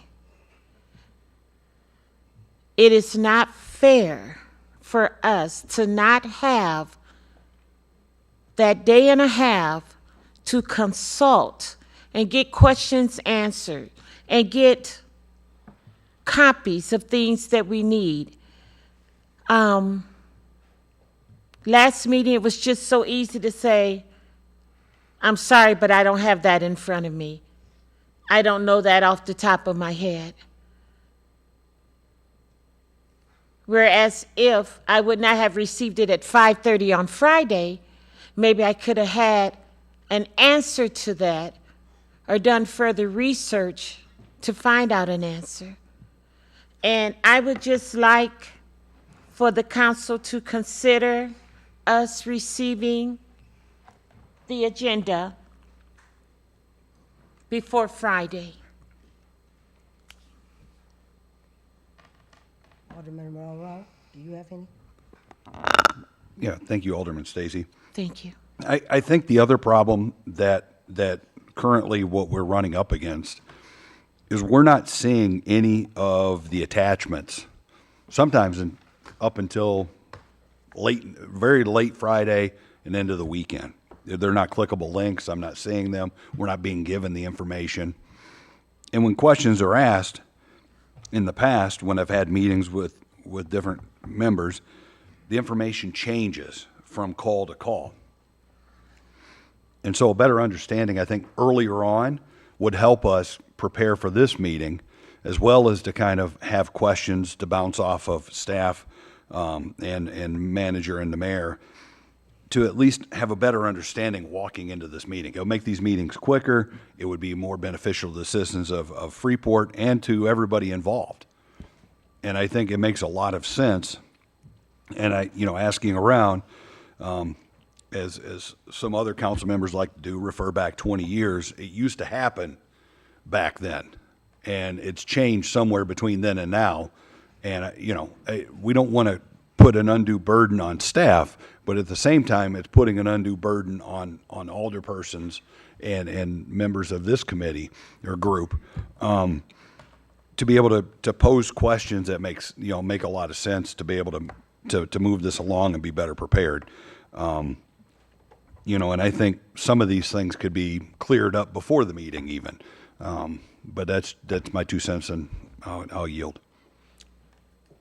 Alderman Stacy? I just want to say, just like Angie was forgotten and left off the agenda, if I wouldn't have received this at 5:30, maybe I would have caught it before it was even sent out there. But it's things like that that should open the eyes to the council that we need this at least a day and a half in advance. So for the ones that do their homework, for the ones that do research out this and research out that, have access to the department heads and to the finance department, to Manager Boyer, to get questions answered, to Dovey. Alderman Clem? Thank you, thank you very much. And Mr. Monroe, once again, you'll hear it. For 20 years, they've come out on Friday afternoon. For years before, we did them paperless. They were delivered in a booklet by Ted Austin every Friday noon, between noon and 4 o'clock in the afternoon. You currently receive a Tuesday draft copy of what is potentially on the thing, which we all know changes. Okay, I'll agree with that. I also will have to say that we have a city clerk that is so overworked, it's unbelievable. You now have 40. You have many, they're right now in the middle of tavern or liquor license assessment or liquor license renewals and everything else that she's working on, plus everything else. I don't believe that it's proper, it's treating her fair, number one, and to get out the proper information in that period of time. Alderman Monroe. Well, you've just made a great argument. So 72,000 we're about to pay an attorney. We could hire the city clerk and assistant who could help out with all of this, doing the gaming licenses and everything else. See, this is how we need to kind of think about it. If we're overworking somebody, we're crushing them with too much work, then we need to think about ways that to improve the workflow. And She happens to be election official. Elected official. but that doesn't mean that she can't have an assistant. So, yeah, well, Alderman Stacy. In 2016 and 2017, the agenda came out on Wednesday evening or by noon Thursday. Madam Chair. So that's not that far ago. I'll It call very well BS may on that, have because I was been- on the council at that. It very well may have And been it's not before your true. time. Excuse me, can we get order? I We was get order? talking, you had gave me Yeah, the I floor. know. I'm And just saying, so can we get I order? will not be over-talked. Now, it may have been before your time, Dovey. But it has happened in 2016 and 2017. I know that for sure. And for the record, Clem, you and I have had conversation about this, and you were the one that first told me how you all used to get it earlier. Alderman, And did you get it? Alderman. I'll just, Alderman Simmons. Okay. I don't understand why we're getting so much pushback on this. We are not asking anyone to ride bikes through the rain. We're just asking to get it Thursday evening versus Friday. I don't understand why there would be argument or pushback for that, and especially when we get things and it's like, oh, this is so urgent, you have to make this decision. Well, if it's that urgent, then take the priority to get it in an agenda and get it to us Thursday, so we have Friday to try to catch you and Monday to try to catch you, so we can be prepared to make the decisions that you need us to make on Monday evening. Why are we getting so much pushback about this? Like, that makes absolutely no sense. I brought this up prior in another committee of the whole meeting, and I thought the agreement was we would try to get it by Thursday evening. However, it has then started coming even later. Oh, that's recorded. That's recorded. You pushed back, Debbie, and Rob said, yeah, we'll try to make that happen. That is recorded. So I'm confused. Why is there so much pushback about getting this on Thursday evening? I put together some thoughts on that. Thank you. Currently, staff meets at 1:30 p.m. on Mondays prior to a council meeting, so we met this afternoon. First, we go over the evening's agenda. Then we begin discussing the agenda for the council the following week. If we were to move up the delivery date for council packets, that would mean we would have to start even earlier than Monday afternoon. So we'd be crossing agendas. Part of the reason for the timing is Zoning Board of Appeals meets on Thursdays. Those items go to the city council meeting on the upcoming Monday. The Planning Commission meets 1 week prior to the zoning board, so that those items can go to the following week's zoning board. If council agendas go out any earlier, the schedule for those two boards would need to be rearranged, and every board and commission has already set their regular schedule of meetings as required by the Open Meetings Act through the end of 2024. Department heads, staff, contracted attorneys and consultants are constantly working on contracts, agreements, grants, purchases, bid openings, variances and special use permit applications, et cetera. And all of these eventually need to go to council. Each staff person is under varying deadlines, including expiration dates of a contract, due dates for grants, the need for emergency replacement of equipment, advertising requirements for special use permits, required advertising dates for a bid opening, which turns into a project which needs to get started during the construction season. The cycle goes on and on. Many times these contract negotiations, quotes for purchases, bid openings are finalized on a Thursday or Friday. Staff still needs time to provide their documentation and write a memo of explanation on the agenda item. It is imperative that those items are posted on a city council agenda on Friday to allow for the 48 hours required by the Open Meeting Act prior to a Monday night council meeting. One concern I have about moving an agenda publish date any earlier is that the agenda will be published on Thursday, for instance, and then we'll inevitably get that emergency purchase or that contract that we finally got negotiated. That'll come up on Friday, and then the agenda will need to be revised.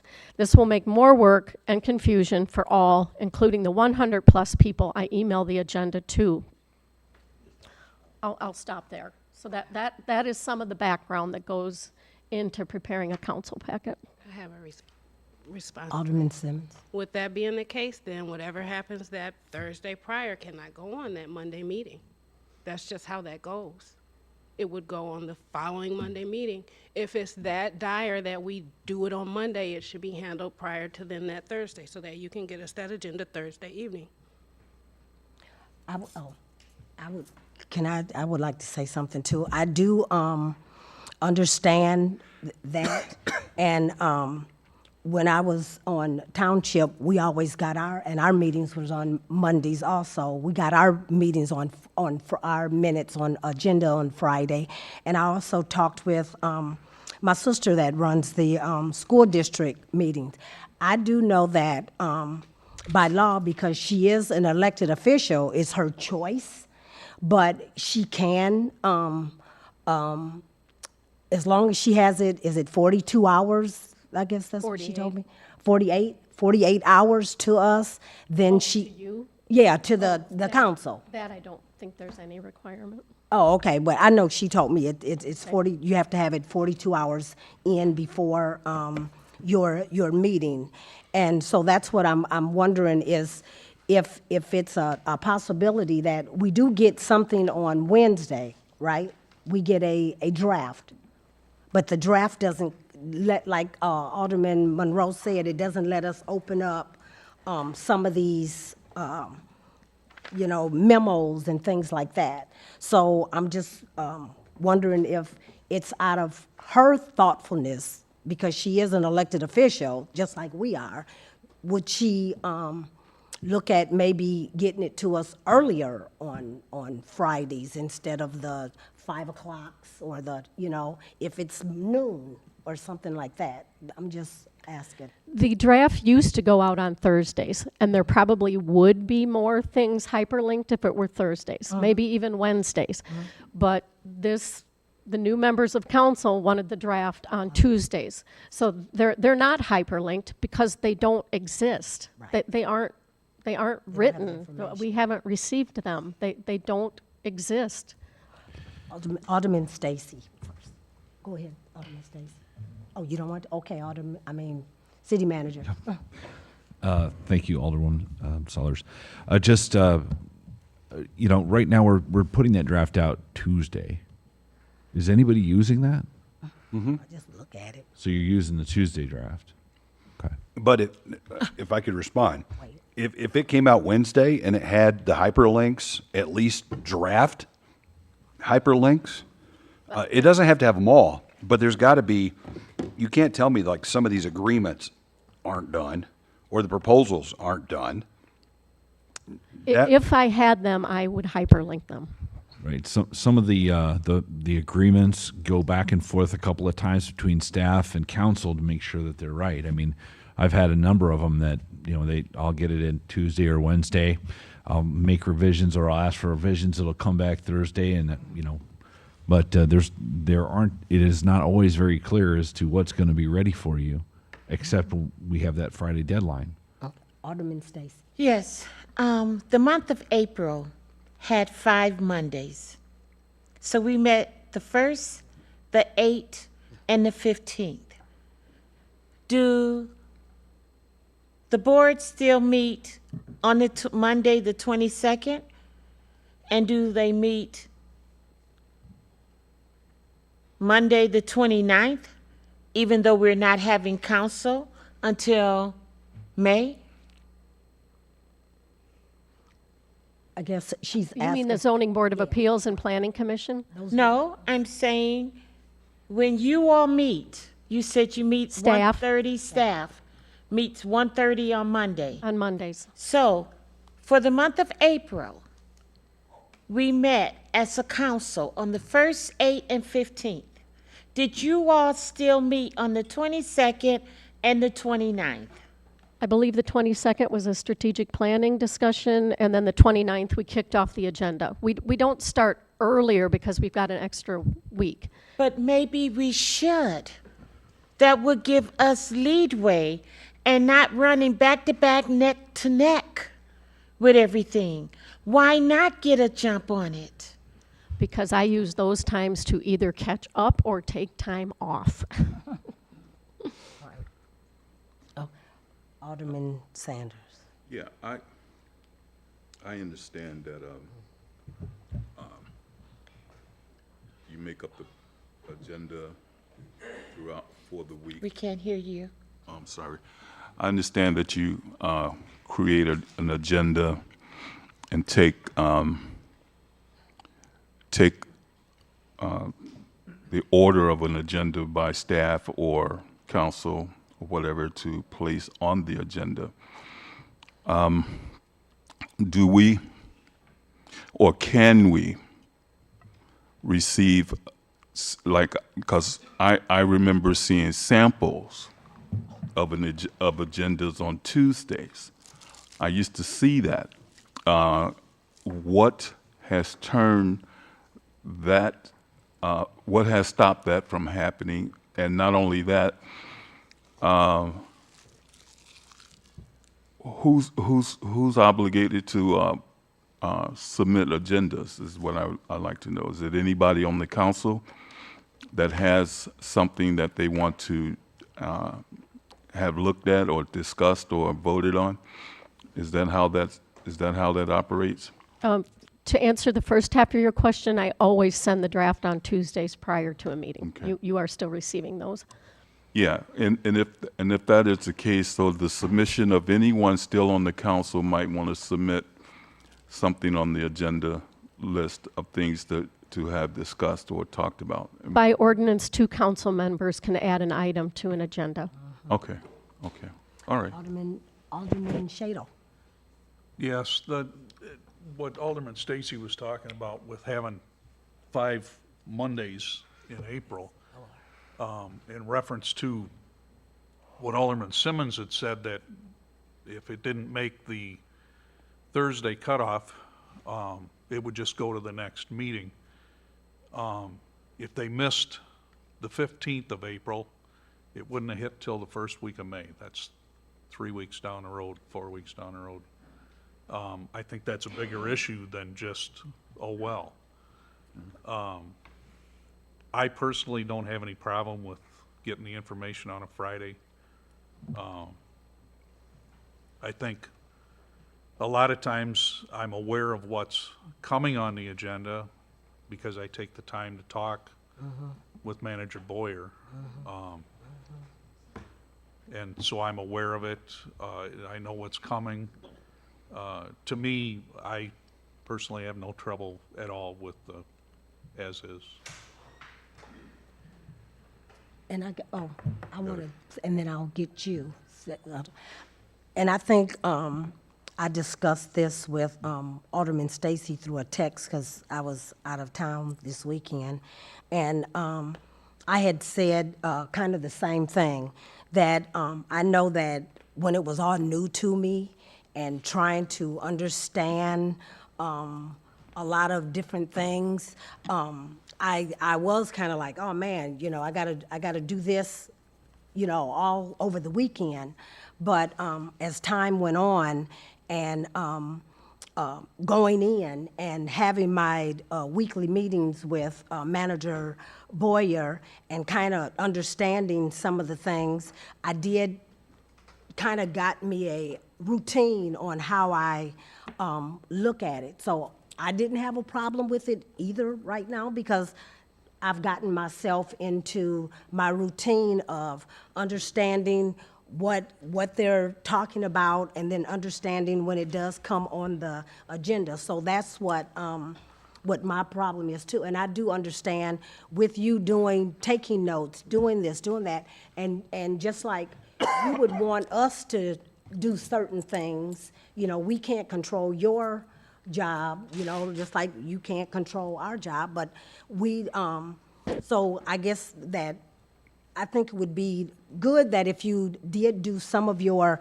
weekly meetings with the manager so that you can kind of know what might be coming down next month or what might be coming down the pipe, where you give your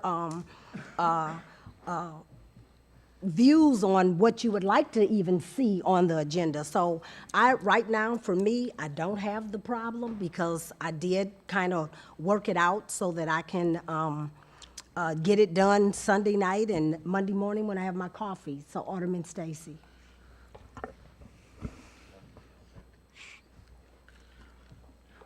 Just like we have deadlines and we have cutoffs, if it's something that you need that needs to go on the agenda, there need to be a cutoff. There need to be a deadline. If it end up on hold for 3 weeks, I'm sorry. It still does not take away the fact that sometimes these agendas are crammed with 29 and 30 different things to discuss. And it's no problem expecting us to take our Saturday and our Sunday and push through it. But how would you feel about the board coming in on a Saturday morning with your Starbucks and your donuts and sitting down and start talking and taking notes just like you expect of us? We don't have to wait till 1:30 Monday. Come in a couple Saturdays a month and get started early. That would be like, are you crazy? Alderman Siller. Alderman Sanders. Oh, just a second, Alderman Sanders. Yes, I did, if I misunderstood or did I hear this wrong, when Alderman Stacy was referring to the weeks available in the month of April or any weeks that we didn't attend council because of what was designated, but I also heard what in that time period that there was a strategic meeting taking place. Am I correct on hearing that? If I did, I have questions in regards to a strategic meeting, planning meeting, and how did that develop, and how was that created without the council's perspective or consent on that, or consultant on the strategic planning that I thought I heard. Help me to, if I'm wrong, let me know, that there was strategic planning taking place. And if that is the case, how could that happen without council? That's the question I'd like to know. City Manager Boyer. Thank you, Alderwoman Sellers. If you're referring to our strategic planning session, that last fall? No, I'm talking about the one I just mentioned. No. I'm not sure. Staff went through and each department talked about how they were meeting the strategic planning goals that council set. Did I say that correctly? Did we set strategic In planning? the fall. In the fall. I don't recall that. Right. What the clerk was referring to on that took place on a Monday, that was an internal staff meeting, just to talk about, hey, how are things coming? Are we, as department heads, are we meeting the goals that were set for us? So it wasn't a meeting for council, it was just a staff meeting. There was just for department heads to talk about how things are going. I just want to ask this a different way. Is there a way that we could do this differently that would help you expedite this on Fridays as opposed to getting it to us after hours on Friday evenings? Well, Yeah, I don't think it's us. I think it's. no, this is a and question for staff and Yeah, city and manager. I think, I get the impression that you guys think I just pick Friday and go, yep. That is when the items get to me. And those are the items that need to come before council the following week. There's urgency, there's deadlines, there's purpose, there's importance. May I continue? Just to address something Alderperson Stacy said, and piggybacking on you a little bit about being new. When I was a newly elected clerk, I did work 60 to 70 hours a week. I did work Saturday. I did work Sundays. And I educated myself on a lot of this. I didn't count on somebody else, or I went to somebody who could educate me. So I have put in my time as a new elected official. I hope you don't think I was saying you haven't. No, just you were kind of jokingly say, let's bring staff in on Saturdays. I did. I worked 60 hours. I worked my 40 hours and an additional 20, just like you work a 40-hour job.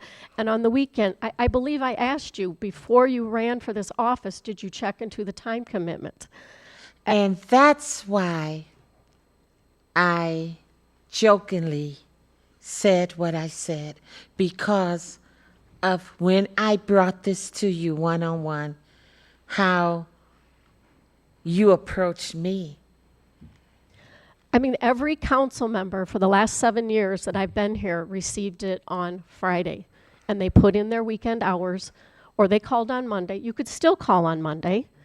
I mean, if you got it Thursday afternoon, would you call on Friday? Or could you call staff and ask those questions on Monday prior to the meeting? We also had council people, even Friday morning, calling with 2 people to put something on an agenda. We're not doing that.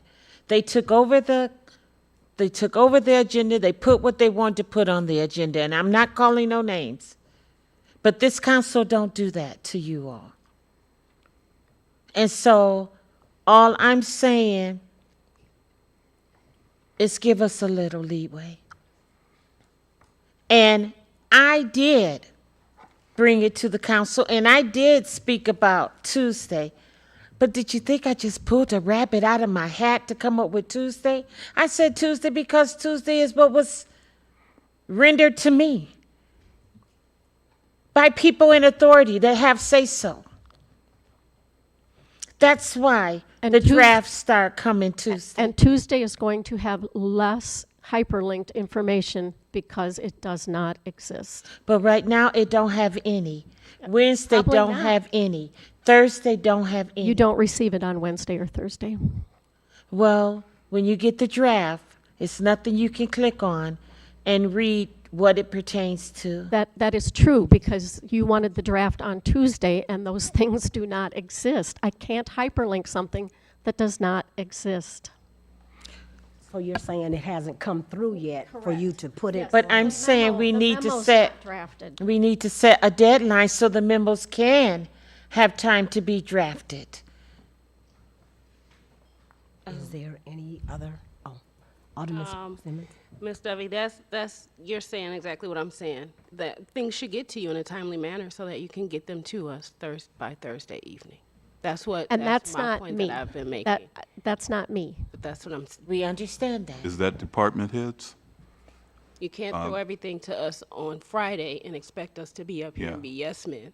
It doesn't work that way. Well, are we dependent upon the department heads that submit the agendas to the clerk for us to have it by a certain time? I mean, that's a good point. Can we do that?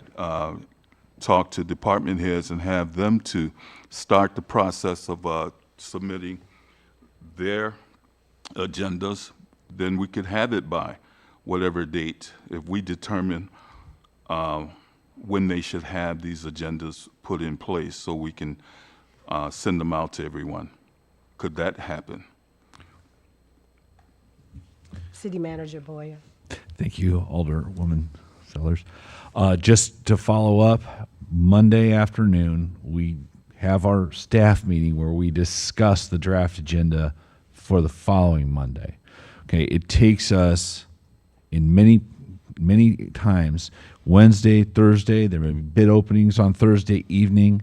Okay, if we need every bit of those 4 days to get the work done, to have it ready for Dovey on Friday. So by providing the draft agenda Tuesday, what we're saying is, hey, this is what we're shooting for. Okay, this is what we need to do. This is where we're going. But we don't have all the details together because we need 4 days to get it together. So we are dependent upon department heads or department staff. So we have to wait for this to happen. Is there any way that we can curtail that? Have a deadline where department heads have to have their agenda prepared to submit to the council? Can we do that? Alderman Stacy, that's whose hand I saw. City Manager Boyer.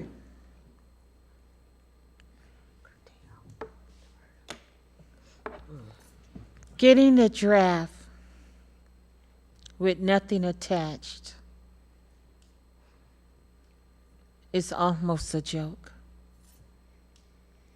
We can call you and you could say, oh, the agenda is going to consist of this, and this. But unless it's something there to open up and read, what purpose is it really serving? We should be able to have a day where we can go to department heads and ask questions or talk to the finance director, or if we want copies of this or copies of that. I can't get that 5:30 Friday, nor Saturday, nor Sunday. And when I get off of work, I have from 3 to 5:30, and then I'm here. And 9 times out of 10, when I've tried to get something, that person was not in the office, or it goes to voicemail, or I'll take a message and I never get a call back.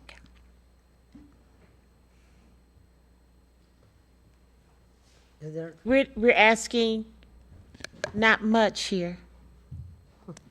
Give a little. That's all we're asking. Give a little. If you have to put a cutoff on department heads having you information, if they want it on that agenda, they will do it. Absolutely. Alderman. If it's on, I'm sorry. If it's Alderman. coming from zoning board on Thursday, there's no way. Alderman Clam. I'd just like to say, it sounds like about 3 or 4 people are trying to micromanage the city pretty much.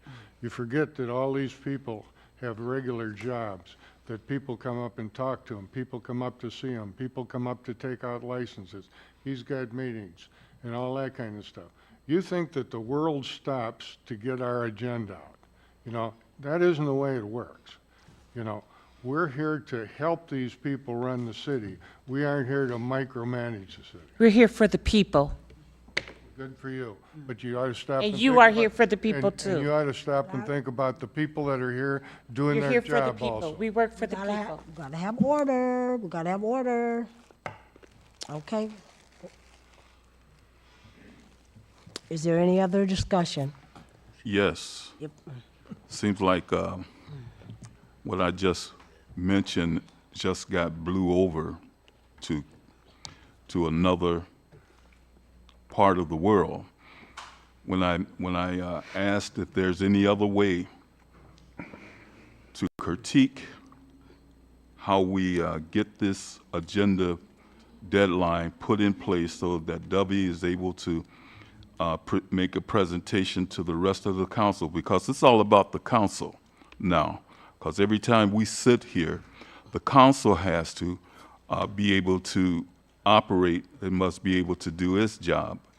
But if we don't have things in place in advance, then that's another delay and lack of information that we are able to present. What I'm upset about what I'm upset about is the way some citizen came up to us on last week and just dogged us out on our own practices and preparations and things of that nature. If they were able to notice that we can't prepare something as simple as an agenda, a timely fashion, then we are looking at ourselves as being incompetent to do such things for the people of the city. They should not view us looking like we are perplexed or well, you know what that means. But the point is, this is what they're looking at, and I tend to have a disdain about that kind of observation of us. And we have to do better than what this is, because if I have to come back and ask something about something I just talked about a few minutes ago, but nobody making a comment to determine whether or not if that's a good idea or not a good idea. And that's the kind of thing that our citizens are looking at. Are they prepared? Are they doing what we want them to do, or what are they doing? You know, and that right there disturbs me. And so we need to look at, reevaluate what we're saying and what we're doing, and take every comment that is being made by the council and staff into consideration, and just don't walk over it or blow it away. Okay. We'll move down to 12, quarterly status regarding crime reduction measures, presented by Manager Boyer. Thank you. Thank you, Alderwoman Sellers. We're going to go ahead and there's quite a bit here, and once I get done, I'd like to involve the chief on this. So one of the challenges in the police department the last couple of years have been manpower. We've talked about it quite a bit. So the current manpower at the police department is currently 43, which is under 5 under our normal staffing limit of 48, but that's also up from 39 last year. Of the 48 police officers, 3 are currently in the Sauk Valley Community College Police Academy, and 3 are in the field training program. This puts the Freeport Police Department staffing level at 37 deployable officers. Again, that is up 3 from the same time last year. The department is experiencing a high volume of calls for services, and it handled over 500 calls during the week of May 22nd. Police department continues to utilize a multi-tiered approach to combat incidents of criminal activity by relying on proactive policing and quick responses from the patrol division in combination with the assistance from specialized units. The gang detective continues to be a valuable source of information and intelligence regarding local gangs and incidents of gun violence. Shortly after a recent shooting incident, a search warrant was conducted at a residence in Freeport for a convicted felon who is reportedly in possession of a firearm. The search warrant resulted in the arrest of this individual and the seizure of a loaded semi-automatic pistol, with an extended magazine. The Freeport Police Department has this year to date seized 25 firearms from individuals as the result of investigations and police incidents. Examples of these seizures include a convicted felon was arrested for being in possession of a loaded semi-automatic pistol in a vehicle after he ran on foot during a traffic stop. The officers chased the male and seized the pistol. A convicted felon was arrested for being in possession of a semi-automatic pistol after a domestic dispute. The weapon was safely recovered by officers. A male threatened suicide by gun. Officers arrived, de-escalated the situation, and seized a loaded semi-automatic pistol. The male was taken to FHN for evaluation, later charged for being in possession of a pistol without a valid FOID card. Officers also responded to a fight call at Walmart. One of the males who was involved in the fight ran from officers, and they arrived at the scene. Officers chased the male and a convicted felon and arrested him for being in possession of a loaded semi-automatic pistol. A convicted felon was found to be in possession of a rifle at a residence in Freeport. Officers were able to charge the male and seize the illegal possessed weapon. Officers attempted to arrest a male who was wanted on a warrant for gun-related charges. The male ran from officers, but eventually was apprehended. A follow-up search warrant was conducted at the residence where the mail ran. Officers were able to seize 2 firearms as a result of the search warrant. One of the firearms was illegally converted to be fully automatic. This quarter, the department was able to add an investigator back onto the Illinois State Police State Line Area Narcotics Team. This investigator recently conducted a search warrant which led to felony drug seizure and 2 firearms. Members of the department continued to diligently and thoroughly investigate homicides. This perseverance led to a first-degree murder grand jury indictment for an individual who was involved in a 2021 homicide that occurred at Frank Street and State Avenue. The department has also added more technology to help with investigations. These resources include doubling the sound thinking or shot spotter coverage area and installing a high-resolution pan-tilt zoom camera at a high crime area that is viewable remotely. The department also recently purchased additionally body-worn cameras that have been delivered and are in the process of being set up to be deployed. License plate reader cameras consistently continue to be a valuable resource for officers. The department intended on adding a community-oriented policing officer and had an officer selected for the position. However, that officer left the department for another agency. This position will be revisited as manpower allows.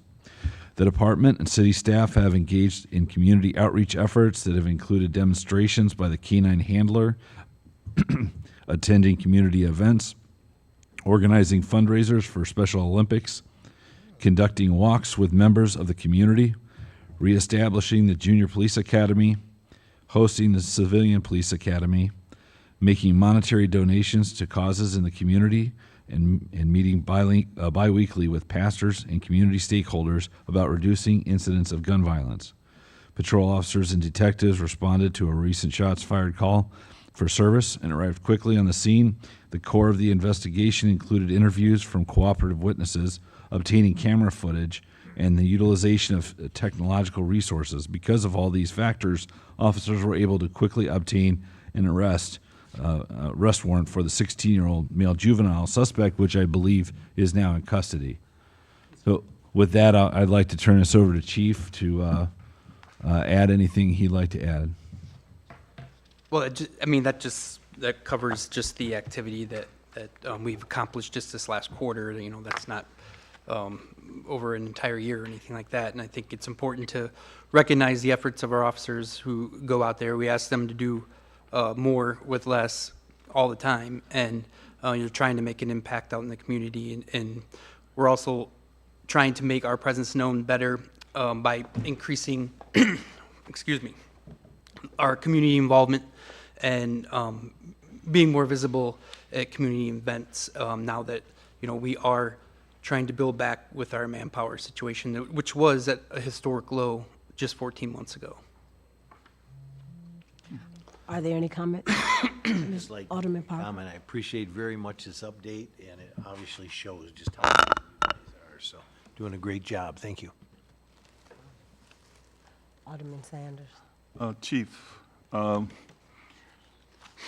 since we're increasing our manpower, does that mean there's going to be more manpower in the streets?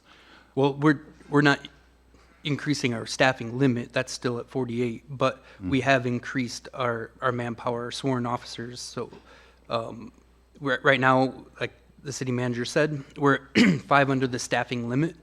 However, we do have a eligible list of 3 individuals who are on or who are eligible to be hired for the next time that an academy opens.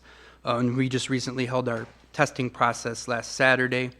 We didn't get a big number, a big turnout, but we do have a handful of, we think, really qualified, decent candidates that are going to be going through the process right now. So I feel like things are looking better for us in that regard, as long as, you know, we unfortunately do lose people from time to time, and we're trying to definitely put a cap on that and prevent that from happening. So,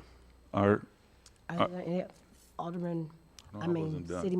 I wasn't done. Yeah. Are we designating officers to certain locations of trouble areas that we have to put more officers in place to take care of any kind of frictions and things like that that goes on. Well, with you know, communities? the city's divided up in beats, so patrol officers will be assigned a beat, and that's where they work for their shift. However, our specialized units, like our gang detective, canine officer, they tend to have knowledge on problem areas and individuals who are engaged in gun violence, and they do their best to go after them and see you know what can happen from that. So that's more of a. Oh, go ahead. Yeah, is there special gang units that is looking into matters to determine individuals that are investing their time into gang activity? We have a gang detective, and he's got a lot of knowledge on what's going on and who's affiliated with who, and he's a great resource for the police department and the community. He's from Freeport, and he takes pride in what he does, and he's always working, he's always thinking about work, and I mean, unfortunately for him, but it's something he's very passionate about and he loves doing, and he, in my opinion, does make an impact out there. Oh, okay. Thank you. City Manager Boyer? I also wanted to highlight a bit of technology, maybe Community Development Director Duckman can assist, but we recently integrated Ptolemy, that's our rental registry, and that should give us much better information on who is where and what is going on. But Wayne, would you kind of follow up on that? Thank you, Manager Boyer. I think my microphone might be out, but maybe. Okay. Thought that was intentional. The staff has worked extremely hard with Ptolemy, and I want to thank our IT department, Mr. Sutman, as well as Eric Stromberg. They've done a great job working with Ptolemy and getting the information to them that's necessary to have as quick of a rollout as we have had. Wanted to state that we're right now working as a deadline of July since we rolled out new software, but something that should be encouraging, talking about efficiency, is I talked with Doug, our code enforcement supervisor, Mr. Quinn, and he stated that he's already received 301 registered properties in the 1 week rollout that we've had, and prior to that we had 200 paper applications. And we've worked with several landlords, talked about some concerns, all minor issues they've had with the reporting, and it's a collaborative effort between multiple departments and also with landlords, and it's worked. It's working so far, and I only think it's going to be better. So, stay tuned. Right now, it's just in the status. It's the status of it is we're just right now registering properties, but soon to follow, we will have the ability to update people legally on code enforcement issues, past due water bills, et cetera. So we are ahead of where I thought we would be, which is impressive with Ptolemy and our staff. And thank you, Manager Boyer, for bringing it up. Alderman Monroe? Thank you, ma'am. Chief, just a couple of questions just to kind of get a little more kind of clarity. There seems to be a lot of calls to the Walmart area. Has Walmart looked into getting security similar to what they've done in several of their stores over in Rockford? Have we spoken with them about that? No, I have not. Okay. Compared to last year and the year before, how many firearms have been seized, and how many shots spotter, for a comparison? Are they down? Are they up? Are they the same? Well, I don't like to focus on the number of shots fired incidents, that we confirm. But I mean, I do know most of this stuff off the top of my head. So in 2022, we seized 75 firearms. Last year it was 46, and now this year we're at 25 year to date. 2022, there was 28 incidents of shots fired that were verified through ShotSpotter, through witnesses, through officers hearing the shots, and then 26 last year. I believe we're about 10 or so year to date this year, somewhere around there. Mm-hmm. It's the problem with this is that we can have lulls where it's quiet for several weeks and then things flare up. Yeah. So So, I mean, but those are the numbers as you, however you want to do with it. No, I think, one of the keys to what you've done with the department is adding that second shot spotter setup that's increased our overall coverage. I think that's a positive. I think the K-9 officer, he's doing a great job. That dog is amazing. For those of you that haven't had a chance to get out and meet them, they do great work. With that said, how many officers, because I mean, I deal with this in local business, it being a training ground for bigger markets. How much of a problem is that for us right now, where officers get trained, or they're further along and they lateral to another department? Sure.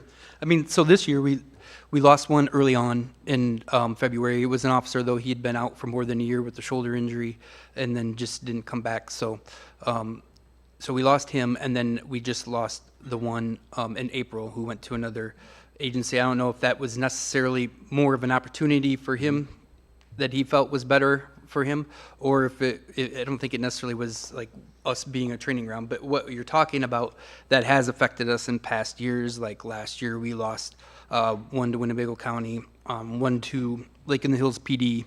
So it does happen, but we really try to focus anymore right now, make a strong focus on applicants recruiting from the area, and that's what we're seeing. As I talked about our testing date last Saturday, the 4 or so that are going to be going on to the next level, they're all from Freeport. So I mean, that's really encouraging for us. So the ones that we see that tend to move on, after 2 or 3 years, are usually the ones that aren't from the area. So that's why we really want to focus on adding people who are either from Freeport or some of the surrounding, towns and stuff. Yeah, and those are good points that, this comes in lulls and highs and such as you go through time. And, one of the research papers I worked on was, once it goes above 90 degrees, the shots fired incidents go way up. So with that in mind, this weekend we get hot again, so people aren't as cool. So thank you for the update. Alderman Parker?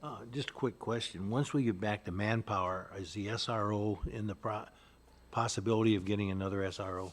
So we did open that up. We tried to add somebody. There just wasn't any interest. There wasn't a younger officer. He did have an interest in it, but after he talked about it with his family, he changed his mind. So the problem is that we're so young that we offer these positions to non-probationary officers. So there's really we have quite a few on probation. So then we opened it up to probationary officers as well, and then that's when the one put in for it. But then he said, one, he talked about with his family, didn't know, if that would be too much of a commitment. And two, he said, I'm so new, I feel like continuing to be on patrol would be better off for me in developing than that right now. So we're going to revisit that as well. But we're actually adding a second SVU detective. Our SVU detective, Claire, she works she has a lot of cases and she deals with a lot of bad stuff. So we've been wanting to add a second person there for a long time. And then Officer Hilby is going to be going in there next month. So Hilby. Oh, okay. Thank you. Alderman Sanders? Chief, what's an SOR? SRO, a school resource officer. So it would be an officer that would be assigned to the school. It's something that we had for a lot of years. And then when we lost a lot of officers in 2019, 2020, we had to, we weren't able to fill that. So the school has reached out to us, and they've been wanting to add an SRO, the right person. And it just, right now, we just don't have an interest in it. Oh, so we're not covering that at this time? We cover the school as needed, but there's not an officer in the school, no. Oh, I see. Any more? Nope. We'll go to public comments. Is there anyone that would like to have a public comment? Sir, come and state. I know that man. Where do I know him?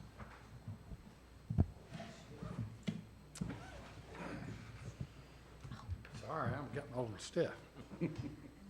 The rule used to be John Staben, 1070 North Canyon Drive, Freeport, Illinois. In addition, I'm the current occupant of hangar November 10. It's the one right below the big white one up there. As far as I know, my rent is currently paid. So all of those things are done. Two things. One, as a tenant and as a pilot, and I've been out there for 20 years, I don't see a problem at the airport, and I think that's what you've heard. I think most of the tenants are very satisfied with what Ms. Johnson has been doing. She knows aviation, she knows the people in aviation, and she's able to get things done very effectively. Personal opinion. I did not come here to speak this evening. I came to learn something. I learned it. Wasn't what I thought it was, so I'm fine there. And I'll go back in time, and Tom knows, and Don knows, and those people who were here 10, 15 years ago know that I'm outspoken on the airport. One of the problems that you have is the airport has two owners. The city of Freeport owns the property that is the airport, that the airport sits on. The second owner is the federal government, and they make all the rules. And that's the problem Ms. Jensen has to deal with every day, is what does the city need and what does the federal government require? And years ago, and for many years, the city had an airport commission.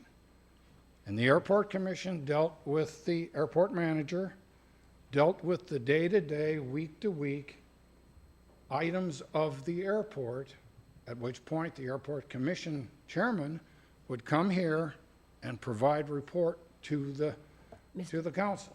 Mr. Staben, Yes, your 3 minutes are up. Okay. What? What?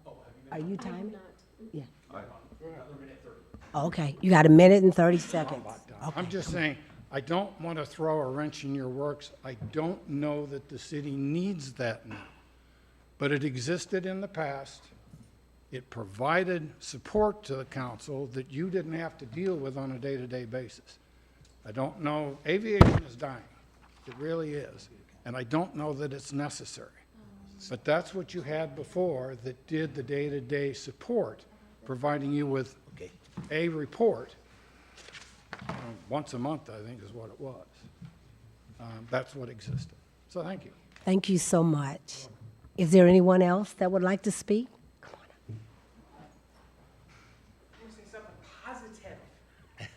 Last weekend was our Young Eagles event. We had 119 kids we gave rides to. Wow. So it was awesome. The cool part of that it wasn't just Freeport people. We had them driving 2 hours or more coming for rides. So it was awesome. It rained a little bit in the beginning, and then it waited until the very end. So we did actually have 175, I think, signed up. But we still, like I said, 119 rides. And these people came out, and I know a bunch of them came to the city. So it's like, again, Albertus ended up helping the city itself. They came and bought fuel, I know. Some of them said they were going to go get dinner, whatever. So just want to let you guys know that. Thank you. Thank you so much. Anyone else, sir? Thank you, Alderman Sellers. My name's Josh. I promised myself when I was coming here today that I wasn't going to say anything. I was going to sit there and be quiet, but this is what happens.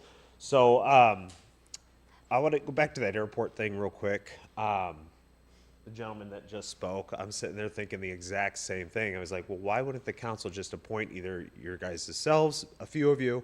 Not all of you are going to be able to tackle on whatever's going on at the airport. I have no idea what's going on out there, but it sounds like there's something, smells funny.